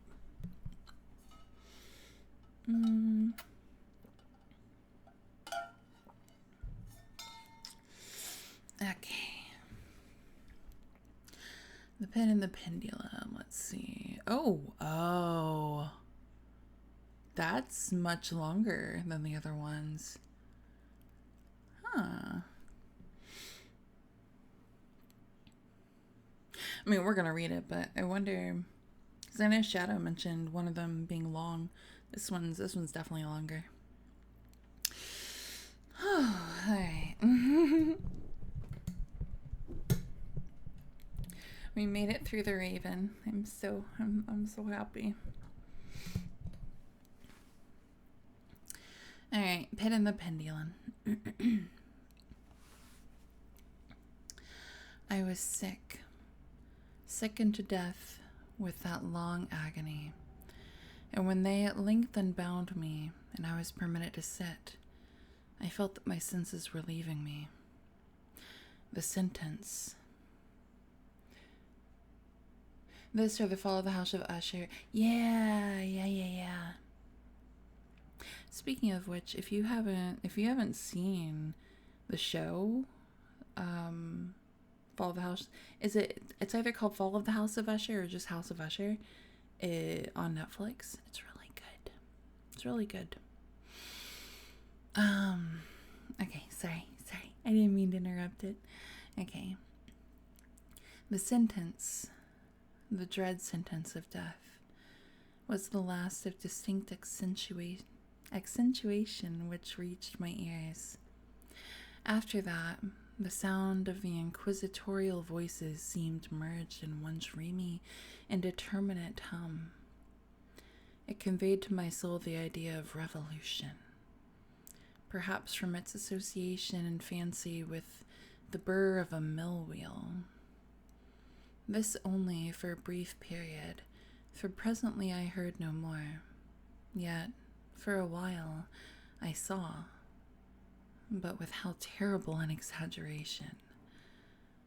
I saw the lips of the black-robed judges. They appeared to me whiter than the sheet upon which I traced these words, and thin even to grotesqueness, thin with the intensity of their expression of firmness, of immovable resolution, of stern contempt of human torture.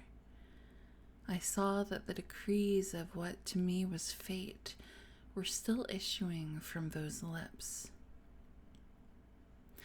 I saw them writhe with a deadly locution. I saw them fashion the syllables of my name, and I shuddered because no sound succeeded. I saw, too, for a few moments of delirious horror, the soft and nearly imperceptible waving of the sable draperies which enwrapped the walls of the apartment. And then my vision fell upon the 7 tall candles upon the table. At first they wore the aspect of charity, and seemed white and slender angels who would save me. But then, all at once, there came a most deadly nausea over my spirit, and I felt every fiber in my frame thrill, as if I had touched the wire of a galvanic battery, while the angel forms became meaningless specters with heads of flame, and I saw that from them there would be no help. And then there stole into my fancy, like a rich musical note, the thought of what sweet rest there must be in the grave. The thought came gently and stealthily, and it seemed long before it attained full appreciation. But just as my spirit came at length properly to feel and entertain it, the figures of the judges vanished, as if magically from before me. The tall candles sank into nothingness. Their flames went out utterly. The blackness of darkness supervened. All sensations appeared swallowed up in a mad rushing descent as of the soul into Hades. I'm in a jar. Then silence and stillness, a night-worthy universe. Larcade.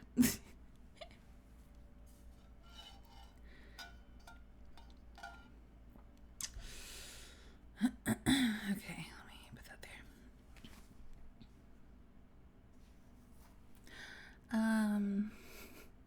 No. First time chatter, I cannot. I will not. You can even hardly see the jar when we're zoomed in like this. Good.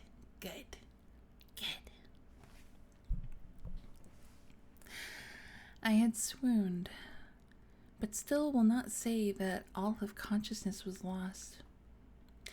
What of it there remained, I will not attempt to define, or even to describe. Yet all was not lost. In the deepest slumber, no. In delirium, no. In a swoon, no. In death, no. Even in the grave, all is not lost. Else there is no immortality for man. Arousing from the most profound of slumbers, we break the gossamer web of some dream. Yet in a second afterward, so frail may that web have been, we remember not that we have dreamed. Hi, Will. In the return to life from the swoon, there are two stages. First, that of a sense of mental or spiritual. Secondly, that of a sense of physical existence. It seems probable that if, upon reaching the second stage, we could recall the impressions of the first, we should find these impressions eloquent in memories of the gulf beyond. And that gulf is what? How at least shall we distinguish its shadows from those of the tomb? But if the impressions of what I have termed the first stage are not, at will, recalled yet, after a long interval, do they not come unbidden, while we marvel whence they come? He who has never swooned is not he who finds strange palaces and wildly familiar faces and coals that glow. Is not he who beholds floating in mid-air the sad visions that the many may not view. Is not he who ponders over the perfume of some novel flower. Is not he whose brain grows bewildered with the meaning of some musical cadence which has never before arrested his attention.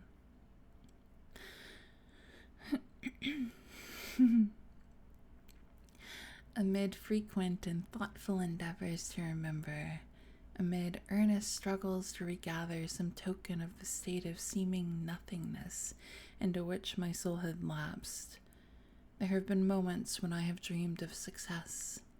There have been brief, very brief periods when I have conjured up remembrances which the lucid reason of a later epoch assures me could have had reference only to that condition of seeming unconsciousness.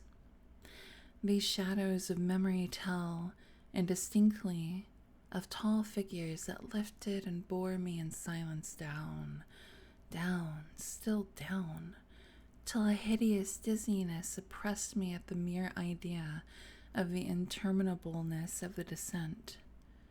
They tell also of a vague horror at my heart. That fucking clock. They tell also of a vague horror at my heart on account of that heart's unnatural stillness. Then comes a sense of sudden motionlessness throughout all things, as if those who bore me, a ghastly train, had outrun, in their descent, the limits of the limitless, and paused from the wearisomeness of their toil. After this I call to mind flatness and dampness, and then all is madness, the madness of a memory which busies itself among forbidden things. Very suddenly there came back to my soul motion and sound, the tumultuous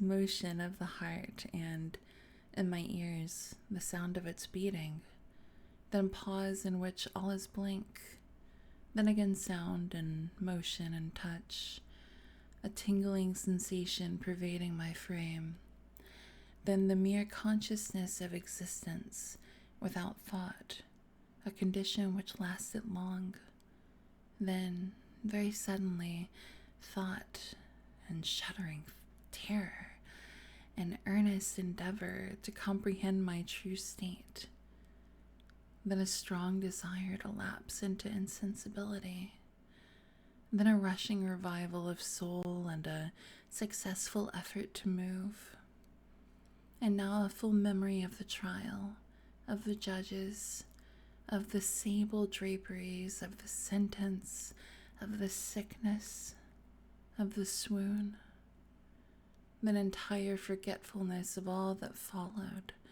of all that a later day and much earnestness of endeavor have enabled me vaguely to recall.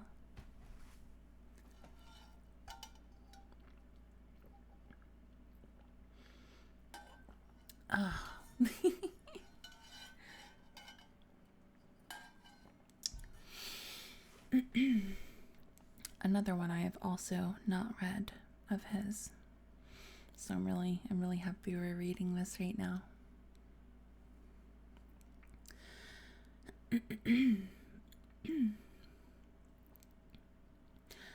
So far, I had not opened my eyes.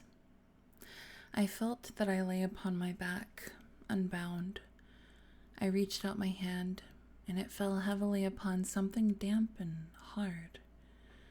There I suffered it to remain for many minutes, while I strove to imagine where and what I could be.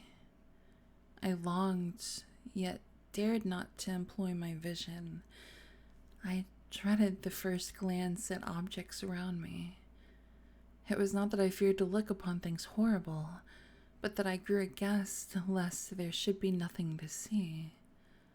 At length, with a wild desperation at heart, I quickly enclosed my eyes. My worst thoughts then were confirmed. The blackness of eternal night encompassed me. I struggled for breath. The intensity of the darkness seemed to oppress and stifle me. The atmosphere was intolerably close. I still lay quietly and made effort to exercise my reason. I brought to mind the inquisitorial proceedings and attempted from that point to deduce my real condition. The sentence had passed, and it appeared to me that a very long interval of time had since elapsed.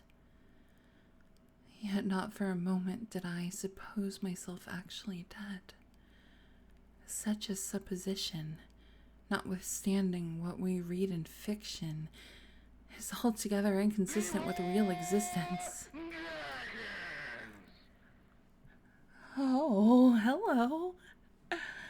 Welcome in, readers. Welcome in. Hey, cuties. Hi. You're coming into a reading stream. We're reading some Edgar Allan Poe.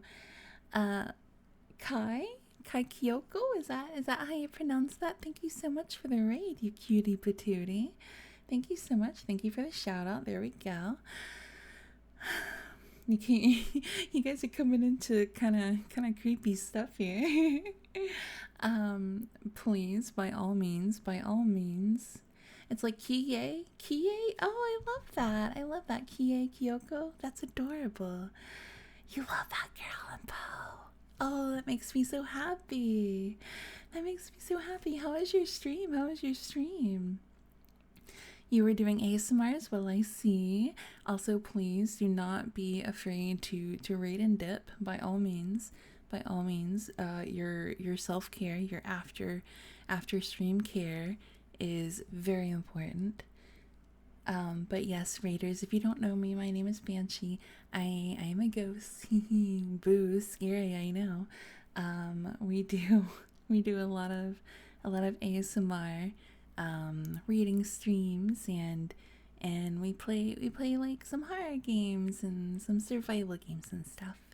It was a lot of fun. I did karaoke ASMR. You know what? I am going to immediately follow you because I want to check that out after stream. I gotta check that out after stream. I love that. I bet you talented. I bet you're real talented. I bet you got a pretty voice. I'm gonna find out.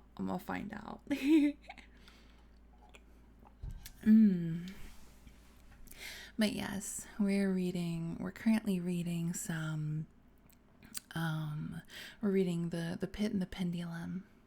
I hope so. That's adorable. But yes, everyone get nice and comfy, and we're gonna get back into some creepy creepies. Oh goodness. Yet not for a moment did I suppose myself actually dead.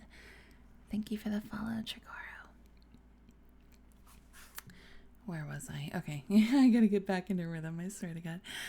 Yet not for a moment did I suppose myself actually dead. Such a supposition, notwithstanding what we read in fiction, is altogether inconsistent with real existence. But where and in what state was I? The condemned to death I knew perished usually at the, oh Lord, I don't know how to say that word, Otto's Daffy? And one of these had been held on the very night of the day of my trial. Had I been remanded to my dungeon to await the next sacrifice, which would not take place for many months? This I at once saw could not be. Victims had been in immediate demand. Moreover, my dungeon, as well as all the condemned cells at Toledo, had stone floors, and light was not altogether excluded. A fearful idea now suddenly drove the blood in torrents upon my heart, and for a brief period I once more relapsed into insensibility. Upon recovering, I at once started to my feet, trembling convulsively in every fiber. I thrust my arms wildly above and around me in all directions. I felt nothing, yet dreaded to move a step, lest I should be impeded by the walls of a tomb. Perspiration burst from every pore and stood in cold big beads upon my forehead. The agony of suspense grew at length intolerable, and I cautiously moved forward, with my arms extended and my eyes straining from their sockets, in the hope of catching some faint ray of light. I proceeded for many paces, but still all was blackness and vacancy. I breathed more freely.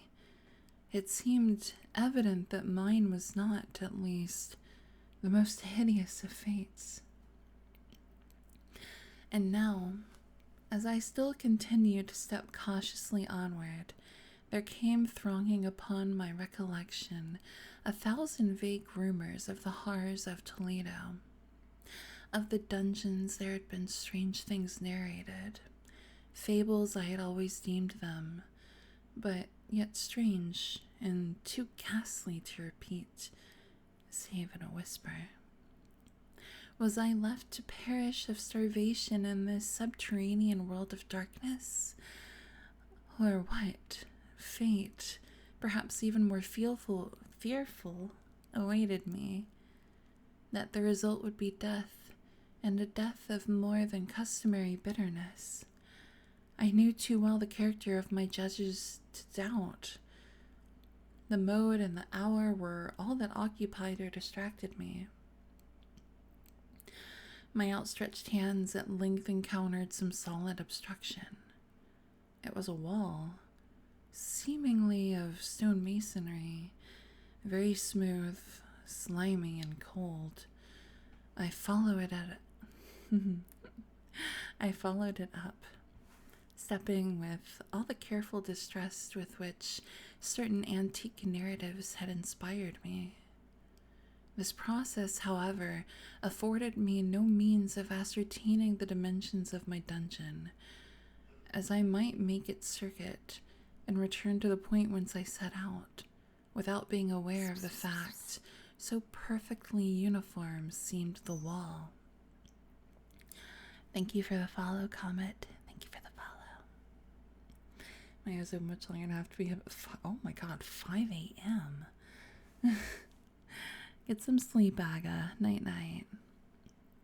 Thank you for popping in. I say popping in, but you've been here this whole time. Thank you. Get some sleep. Where was I? Yes, give me a shout out. Yes.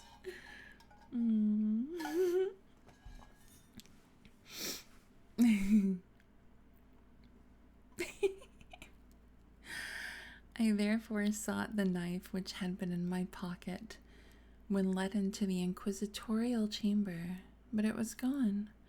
My clothes had been exchanged for a wrapper of coarse serge. I had thought of forcing the blade in some minute crevice of the masonry, so as to identify my point of departure. The difficulty, nevertheless, was but trivial. although in the disorder of my fancy, it seemed at first insuperable. I tore a part of the hem from the robe and placed the fragment at full length and at right angles to the wall. In groping my way around the prison, I could not fail to encounter this rag upon completing the circuit. So, at least I thought. But I had not counted upon the extent of the dungeon, or upon my own weakness. The ground was moist and slippery. I staggered onward for some time, when I stumbled and fell. My excessive fatigue induced me to remain prostrate, and sleep soon overtook me as I lay. Upon awaking, and stretching forth an arm, I found beside me a loaf and a pitcher with water. I was too much exhausted to reflect upon this circumstance. Excuse me. But ate and drank with avidity. Shortly afterward, I resumed my tour around the prison, and with much toil came at last upon the fragment of the serge. Up to the period when I fell, I had counted 52 paces, and upon resuming my walk, I had counted 48 more. When I arrived at the rag, there were in all then 100 paces, and, admitting 2 paces to the yard, I presumed the dungeon to be 50 yards in circuit. I had met, however, with many angles in the wall, and thus I could form no guess at the shape of the vault, for vault I could not help supposing it to be. Welcome back, Bangy Jacob. Welcome back. I had to get food. What kind of food did you get? What kind of food did you get? Ow. I did not turn into an actual giraffe. No, I did not. No, I did not. I knew it. No, I did not. I'm not a giraffe.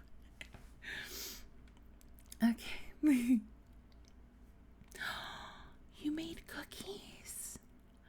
Turtle, you're getting food too? Oh, I want food. Although I had some really good food. My dinner was it was pulled pork barbecue with some like, it was homemade pulled pork barbecue with homemade coleslaw. It was so good. It was very, very good. Okay. Warmed up pizza and hot sauce. I like pizza and hot sauce. I like hot sauce with a lot of stuff. Okay. I had little object, certainly no hope, in these researches, but a vague curiosity prompted me to continue them. Quitting the wall, I resolved to cross the area of the enclosure. At first I proceeded with extreme caution, for the floor, although seemingly of solid material, was treacherous with slime. At length, however, I took courage.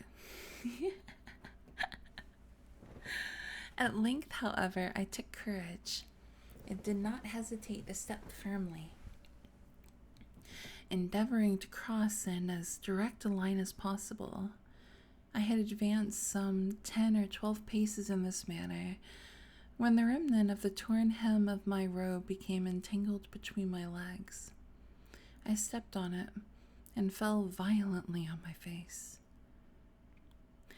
In the confusion attending my fall, I did not immediately apprehend a somewhat startling circumstance, which yet, in a few seconds afterward, and while I still lay prostrate, arrested my attention. It was this. My chin rested upon the floor of the prison, but my lips and the upper portion of my head, although seemingly at a less elevation than the chin, touched nothing. At the same time, my forehead seemed bathed in a clammy vapor, and the peculiar smell of decayed fungus arose to my nostrils. I put forward my arm and shuddered to find that I had fallen at the very brink of a circular pit, whose extent, of course, I had no means of ascertaining at the moment. Groping about the masonry just below the margin, I succeeded in dislodging a small fragment and let it fall into the abyss. For many seconds I hearkened to its reverberations as it dashed against the sides of the chasm in its descent. At length there was a sudden plunge into water. A sullen plunge, not a sudden plunge. At length there was a sullen plunge into water, succeeded by loud echoes. At the same moment there came a sound resembling the quick opening and as rapid closing of a door overhead, while a faint gleam of light flashed suddenly through the gloom and as suddenly faded away. Silent Jester, thank you for the follow. Welcome in. Have this roasted garlic habaneras. Oh, yum. Yum, yum, yum.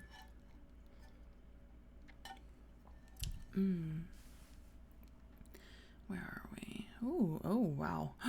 Okay. Not me looking at the size of this story. A good way of rebuilding your spice tolerance, yeah.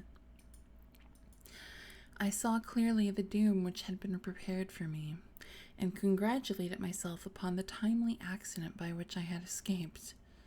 Another step before my fall, and the world had seen me no more.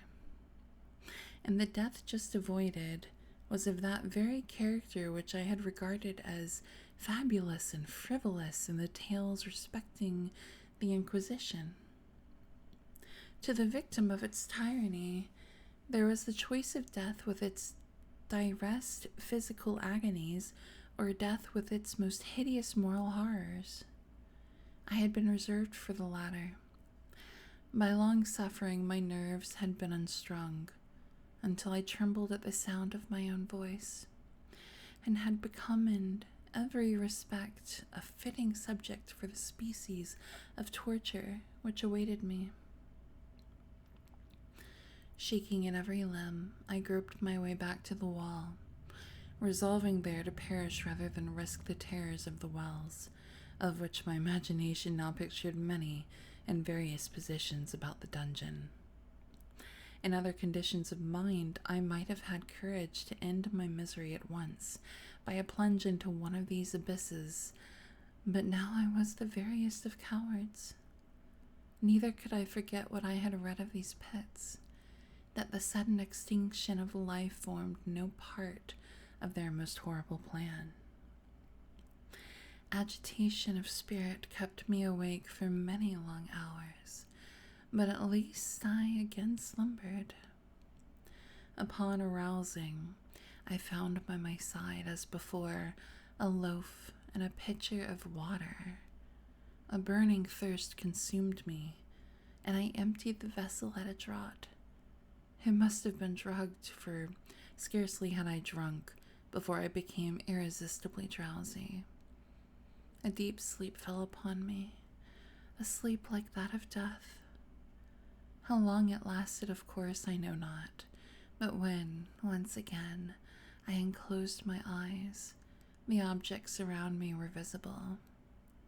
By a wild, sulphurous luster, the origin of which I could not at first determine, I was enabled to see the extent and aspect of the prison. In its size, I had been greatly mistaken. The whole circuit of its walls did not exceed 25 yards. For some minutes, this fact occasioned me a world of vain trouble. Vain indeed, for what could be of less importance, under the terrible circumstances which environed me, than the mere dimensions of my dungeon? But my soul took a wild interest in trifles, and I busied myself in endeavors to account for the error I had committed in my measurement.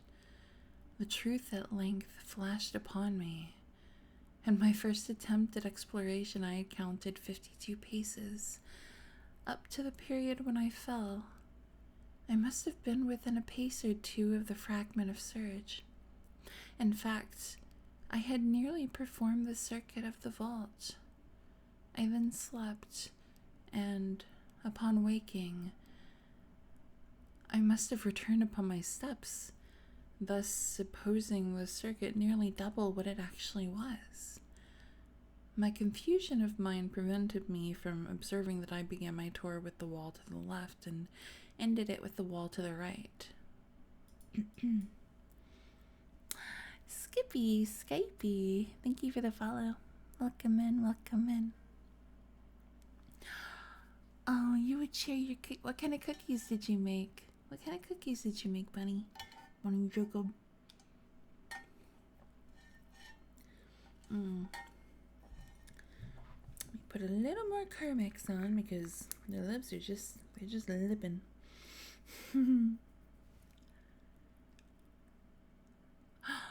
Double chocolate chip. That sounds so good. I have some bananas in my kitchen right now that are pretty much screaming at me to make some banana bread. I need to do that like tomorrow or the next day. Alright.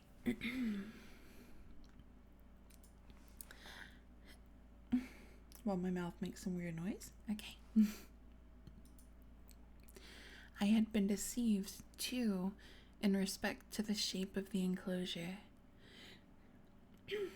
In feeling my way, I had found many angles and thus deduced an idea of great irregularity, so potent is the effect of total darkness upon one arousing from lethargy or sleep. The angles were simply those of a few slight depressions or niches at odd intervals. The general shape of the prison was square. What I had taken for masonry seemed now to be iron or some other metal in huge plates, whose sutures or joints occasioned the depression. The entire surface of this metallic enclosure was rudely daubed in all the hideous and repulsive devices to which the channel superstition of the monks has given rise. The figures of fiends and aspects of menace, with skeleton forms and other more really fearful images, overspread and disfigured the walls. I observed that the outlines of these monstrosities were sufficiently distinct, but that the colors seemed faded and blurred, as if from the effects of a damp atmosphere. I now noticed the floor too, which was of stone. In the center yawned the circular pit from whose jaws I had escaped, but it was the only one in the dungeon. Caden, thank you for the follow. Thank you for the follow. Welcome in, welcome in. Y'all are making me hungry. All this I saw indistinctly and by much effort, for my personal condition had been greatly changed during slumber. I now lay upon my back and at full length on a species of low framework of wood. To this I was securely bound by a long strap resembling a surcingle? It passed in many convolutions about my limbs and body, leaving at liberty only my head, and my left arm to such extent that I could, by dint of much exertion, supply myself with food from an earthen dish which lay by my side on the floor. I saw, to my horror, that the pitcher had been removed. I say to my horror, for I was consumed with intolerable thirst. This thirst it appeared to be the design of my persecutors to stimulate, for the food in the dish was meat pungently seasoned. Looking upward, I surveyed the ceiling of my prison. It was some 30 or 40 feet overhead and constructed much as the side walls. In one of its panels, a very singular figure riveted my whole attention. It was the painted figure of Time, as he is commonly represented, save that, in lieu of a scythe, he held what, at a casual glance, I suppose to be the pictured image of a huge pendulum, such as we see on antique clocks. There was something, however, in the appearance of this machine which caused me to regard it more attentively. While I gazed directly upward at it, for its position was immediately over my own, I fancied that I saw it in motion. In an instant afterward, the fancy was confirmed. Its sweep was brief and, of course, slow. I watched it for some minutes, somewhat in fear, but more in wonder. Wearied at length with observing its dull movement, I turned my eyes upon the other objects in the cell. And Littner, thank you for the follow. I hope you're doing well. Oh god, you guys are talking about food. Please. Please. Sugar cookies. I also can't wait.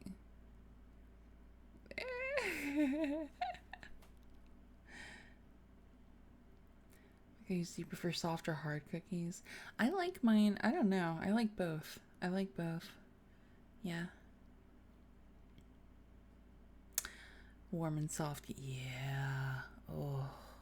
I do like the kind of like the crunch. I can really fuck with like the crunchy cookie and also like the just, you know, the thick like I want to bake. I am ready. I am really ready for fall and winter.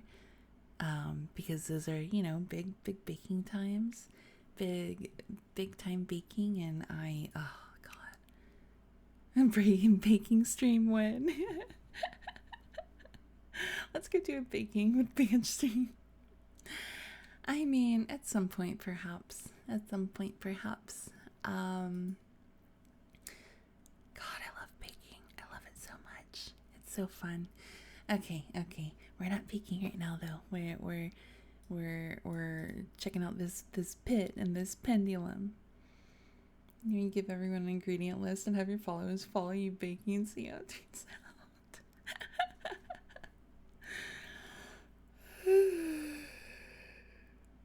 Oh my goodness. Okay. I haven't told Banshee yet for one of her ASMR streams not baking, maybe something fun soon. We'll see. You are the cookbook. Okay.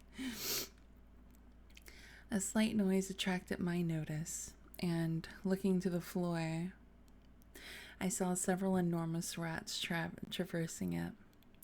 They had issued from the well, which lay just within view to my right. Even then, while I gazed, they came up in troops, hurriedly, with ravenous eyes, allured by the scent of the meat. From this it required much effort and attention to scare them away.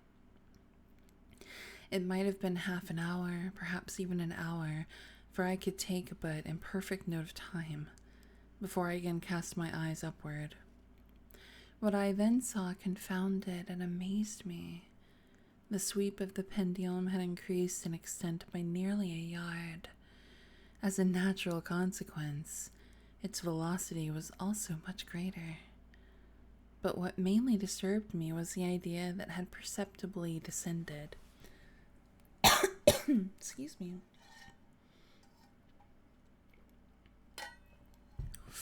Oh, goodness. I now observed, with what horror it is needless to say, that its nether extremity, that its nether extremity was formed of a crescent of glittering steel, about a foot in length from horn to horn. The horns upward, and the under edge evidently as keen as that of a razor. Like a razor also, it seemed massy and heavy, tapering from the edge into a solid and broad structure above. It was appended to a weighty rod of brass, and the whole hissed as it swung through the air. I could no longer doubt the doom prepared for me by monkish ingenuity and torture. My cognizance of the pit had become known to the inquisitorial agents. The pit, whose horrors had been destined for so bold a recusant as myself. The pit, typical of hell and regarded by rumor as the ultima thule of all their punishments. The plunge into this pit I had avoided by the merest of accidents. I knew that surprise, or entrapment into torment, formed an important portion of all the grotesquerie of these dungeon deaths. Having failed to fall, it was no part of the demon plan to hurl me into the abyss, and thus, there being no alternative, a different and a milder destruction awaited me. Milder. I half smiled in my agony as I thought of such application of such a term. Oh, night Shadow. Thank you for being here. Try to get some good sleep.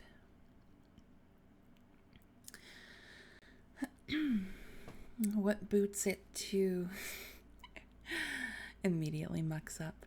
What boots it to tell of the long hours of horror more than mortal, during which I counted the rushing vibrations of the steel, inch by inch, line by line, with a descent only appreciable at intervals that seemed ages. Down and still down it came. Days passed. It might have been that many days passed, ere it swept so closely over me as to fan me with its acrid breath. The odor of the sharp steel forced itself into my nostrils. I prayed, I wearied heaven with my prayer for its more speedy descent. I grew frantically mad, and struggled to force myself upward against the sweep of the fearful smiter. And then I fell suddenly calm, and lay smiling at the glittering death as a child at some rare bauble. Thank you for the follow, name Russell. I hope you're doing well. There was another interval of utter insensibility. I heard Russian vibrations. There was another interval of utter insensibility. It was brief, for upon again lapsing into life there had been no perceptible descent in the pendulum. But it might have been long, for I knew there were demons who took note of my swoon, and who could have arrested the vibration at pleasure. Upon my recovery, too, I felt very, inexpressibly sick and weak, as if through long inanition. Even amid the agonies of that period, the human nature craved food. With painful effort, I outstretched my left arm as far as my bonds permitted, and took possession of the small remnant which had been spared me by the rats. As I put a portion of it within my lips, there rushed to my mind a half-formed thought of joy, of hope. Yet what business had I with hope? It was, as I say, a half-formed thought. Man has many such, which are never completed. I felt that it was of joy, of hope, but felt also that it had perished in its formation. In vain I struggled to perfect, to regain it. Long suffering had nearly annihilated all my ordinary powers of mind. I was an imbecile, an idiot. Rayson, thank you for the follow. I'm so sorry if I butchered your name. I hope you're doing well. The vibration of the pendulum was at right angles to my length. I saw that the crescent was designed across the region of the heart. It would fray the serge of my robe. It would return and repeat its operations again and again. Notwithstanding its terrifically wide sweep, some 30 feet or more, and the hissing vigor of its descent, sufficient to sunder these very walls of iron, still the fraying of my robe would be all that, for several minutes, it would accomplish. And at this thought I paused. I dared not go farther than this reflection. I dwelt upon it with a pertinacity of attention, as if, in so dwelling, I could arrest here the descent of the steel. I forced myself to ponder upon the sound of the crescent, as it should pass across the garment, upon the peculiar thrilling sensation which the friction of cloth produces on the nerves. I pondered upon all this frivolity until my teeth were on edge. Down, steadily down it crept. I took a frenzied pleasure in contrasting its downward with its lateral velocity. To the right, to the left, far and wide, with the shriek of a damned spirit. To my heart, with the stealthy pace of the tiger, I alternately laughed and howled as the one or the other idea grew predominant. Down, certainly, relentlessly down. It vibrated within 3 inches of my bosom. I struggled violently, furiously, to free my left arm. This was free only from the elbow to the hand. I could reach the latter, from the platter beside me to my mouth, with great effort, but no farther. Could I have broken the fastenings above the elbow, I would have seized and attempted to arrest the pendulum. I might as well have attempted to arrest an avalanche. Down, still unceasingly, still inevitably down. I gasped and struggled at each vibration. I shrunk convulsively at its every sweep. My eyes followed its outward or upward whirls with the eagerness of the most unmeaning despair. They closed themselves spasmodically at the descent, although death would have been a relief. Oh, how unspeakable. Still, I quivered in every nerve to think how slight a sinking of the machinery would precipitate that keen, glistening axe upon my bosom. It was hope that prompted the nerve to quiver, the frame to shrink. It was hope, the hope that triumphs on the rack, that whispers to the death-condemned, even in the dungeons of the Inquisition. I saw that some 10 or 12 vibrations would bring the steel in actual contact with my robe, and with this observation there suddenly came over my spirit all the keen, collected calmness of despair. For the first time during many hours, or perhaps days, I thought. It now occurred to me that the bandage, or surcingle, which enveloped me, was unique. I was tied by no separate cord.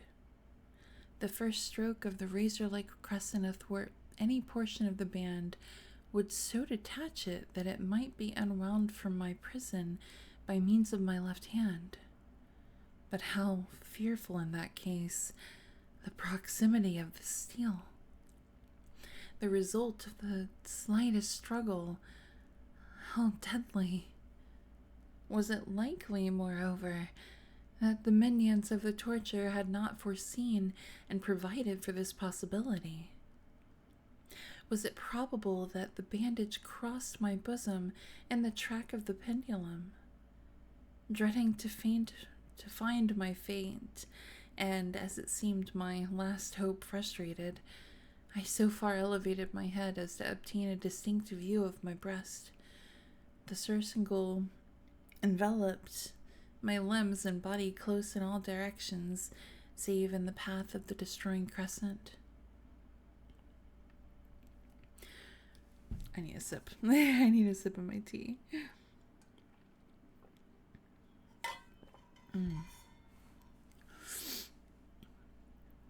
Scarcely had I dropped my head back into its original position when there flashed upon my mind what I cannot better describe than as the unformed half of that idea of deliverance to which I had previously alluded, and of which a moiety only floated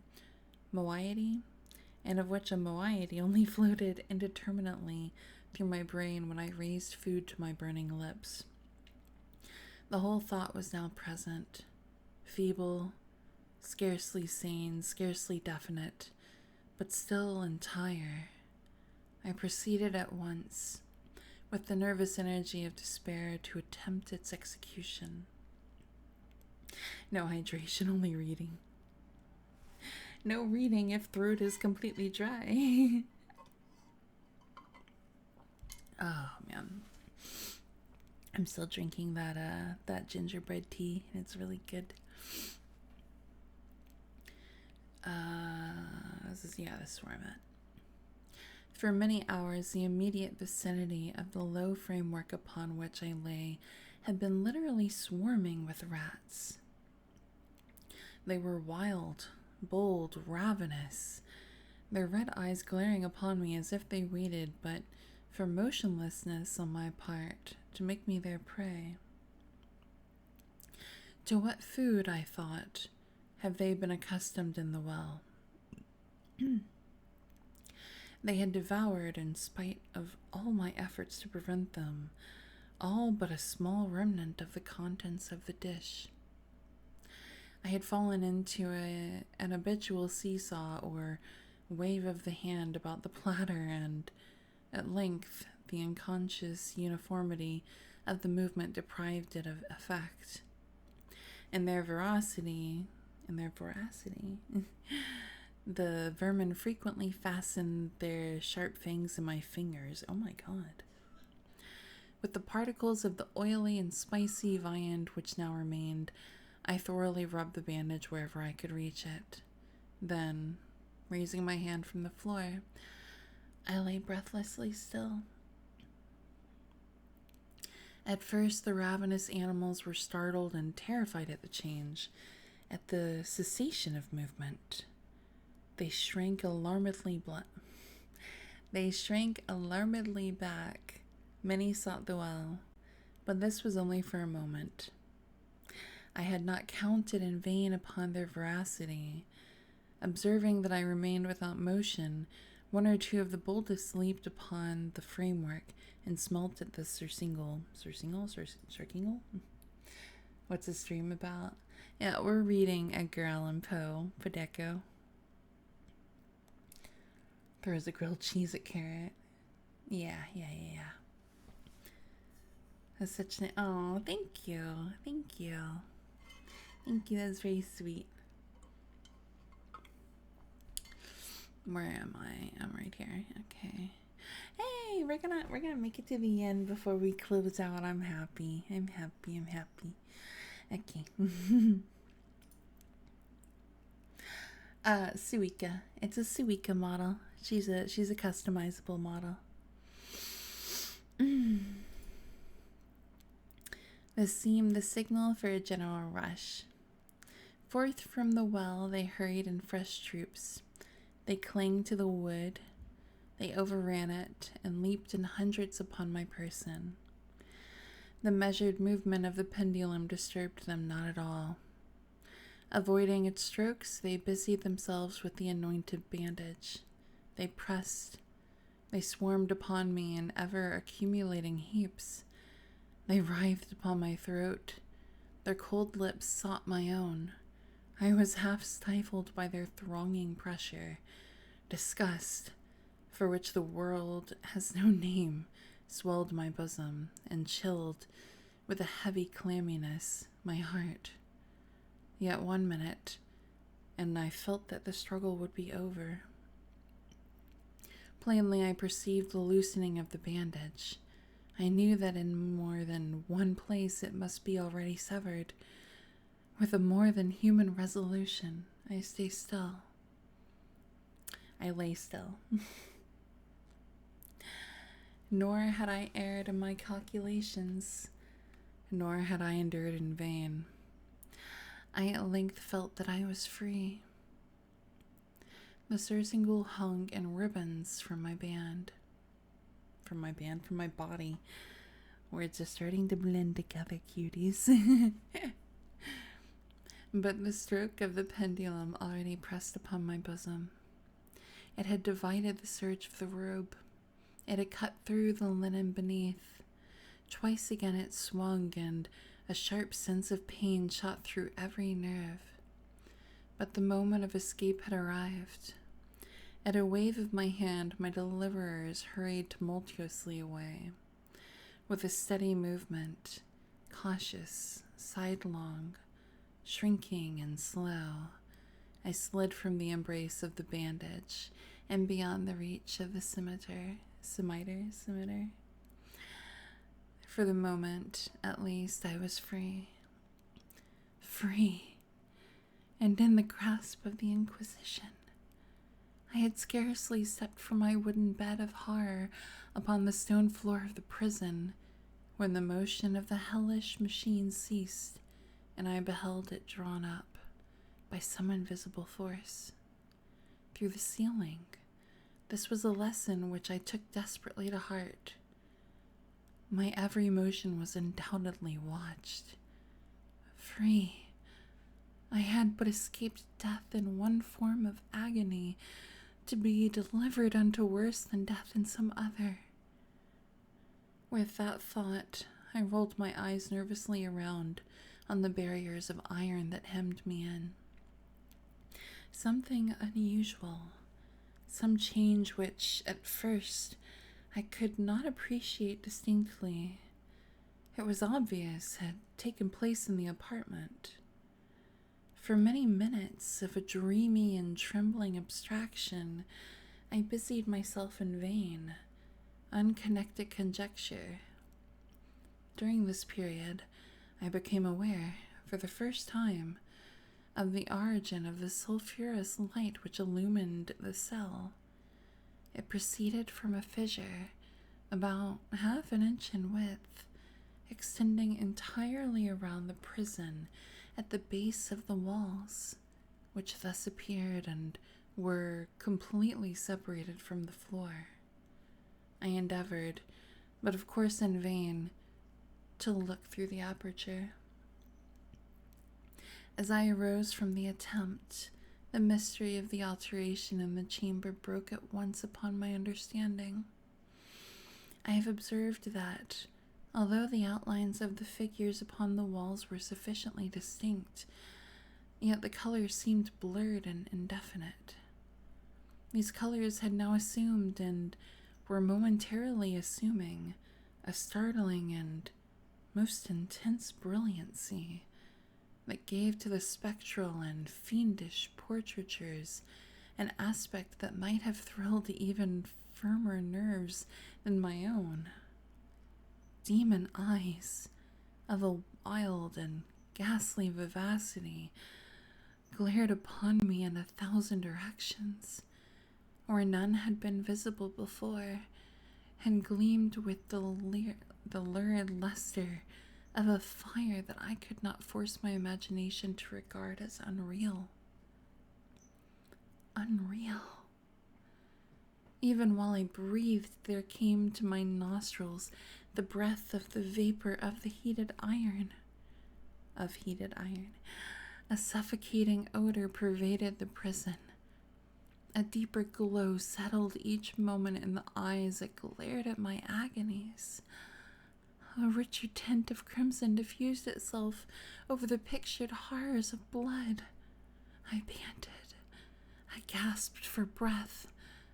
There could be no doubt of of the design of my tormentors. Oh, most unrelenting. Oh, most demoniac of men. I shrank from the glowing metal to the center of the cell. Amid the thought of the fiery destruction that impended, the idea of the coolness of the well came over my soul like balm. I rushed to its deadly brink. I threw my straining vision below.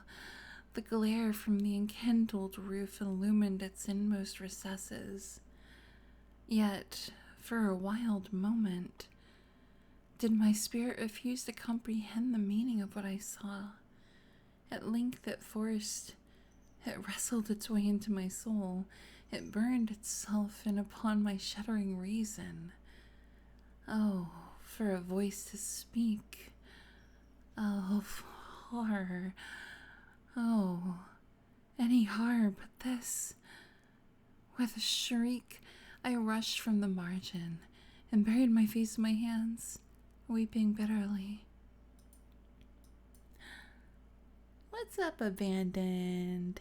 How you doing?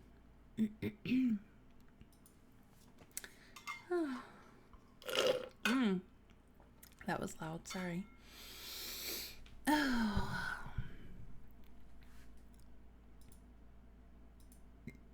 Excuse me.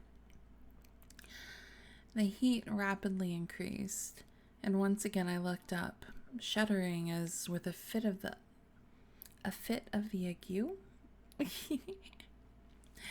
There had been a second change in the cell, and now the change was obviously in the form.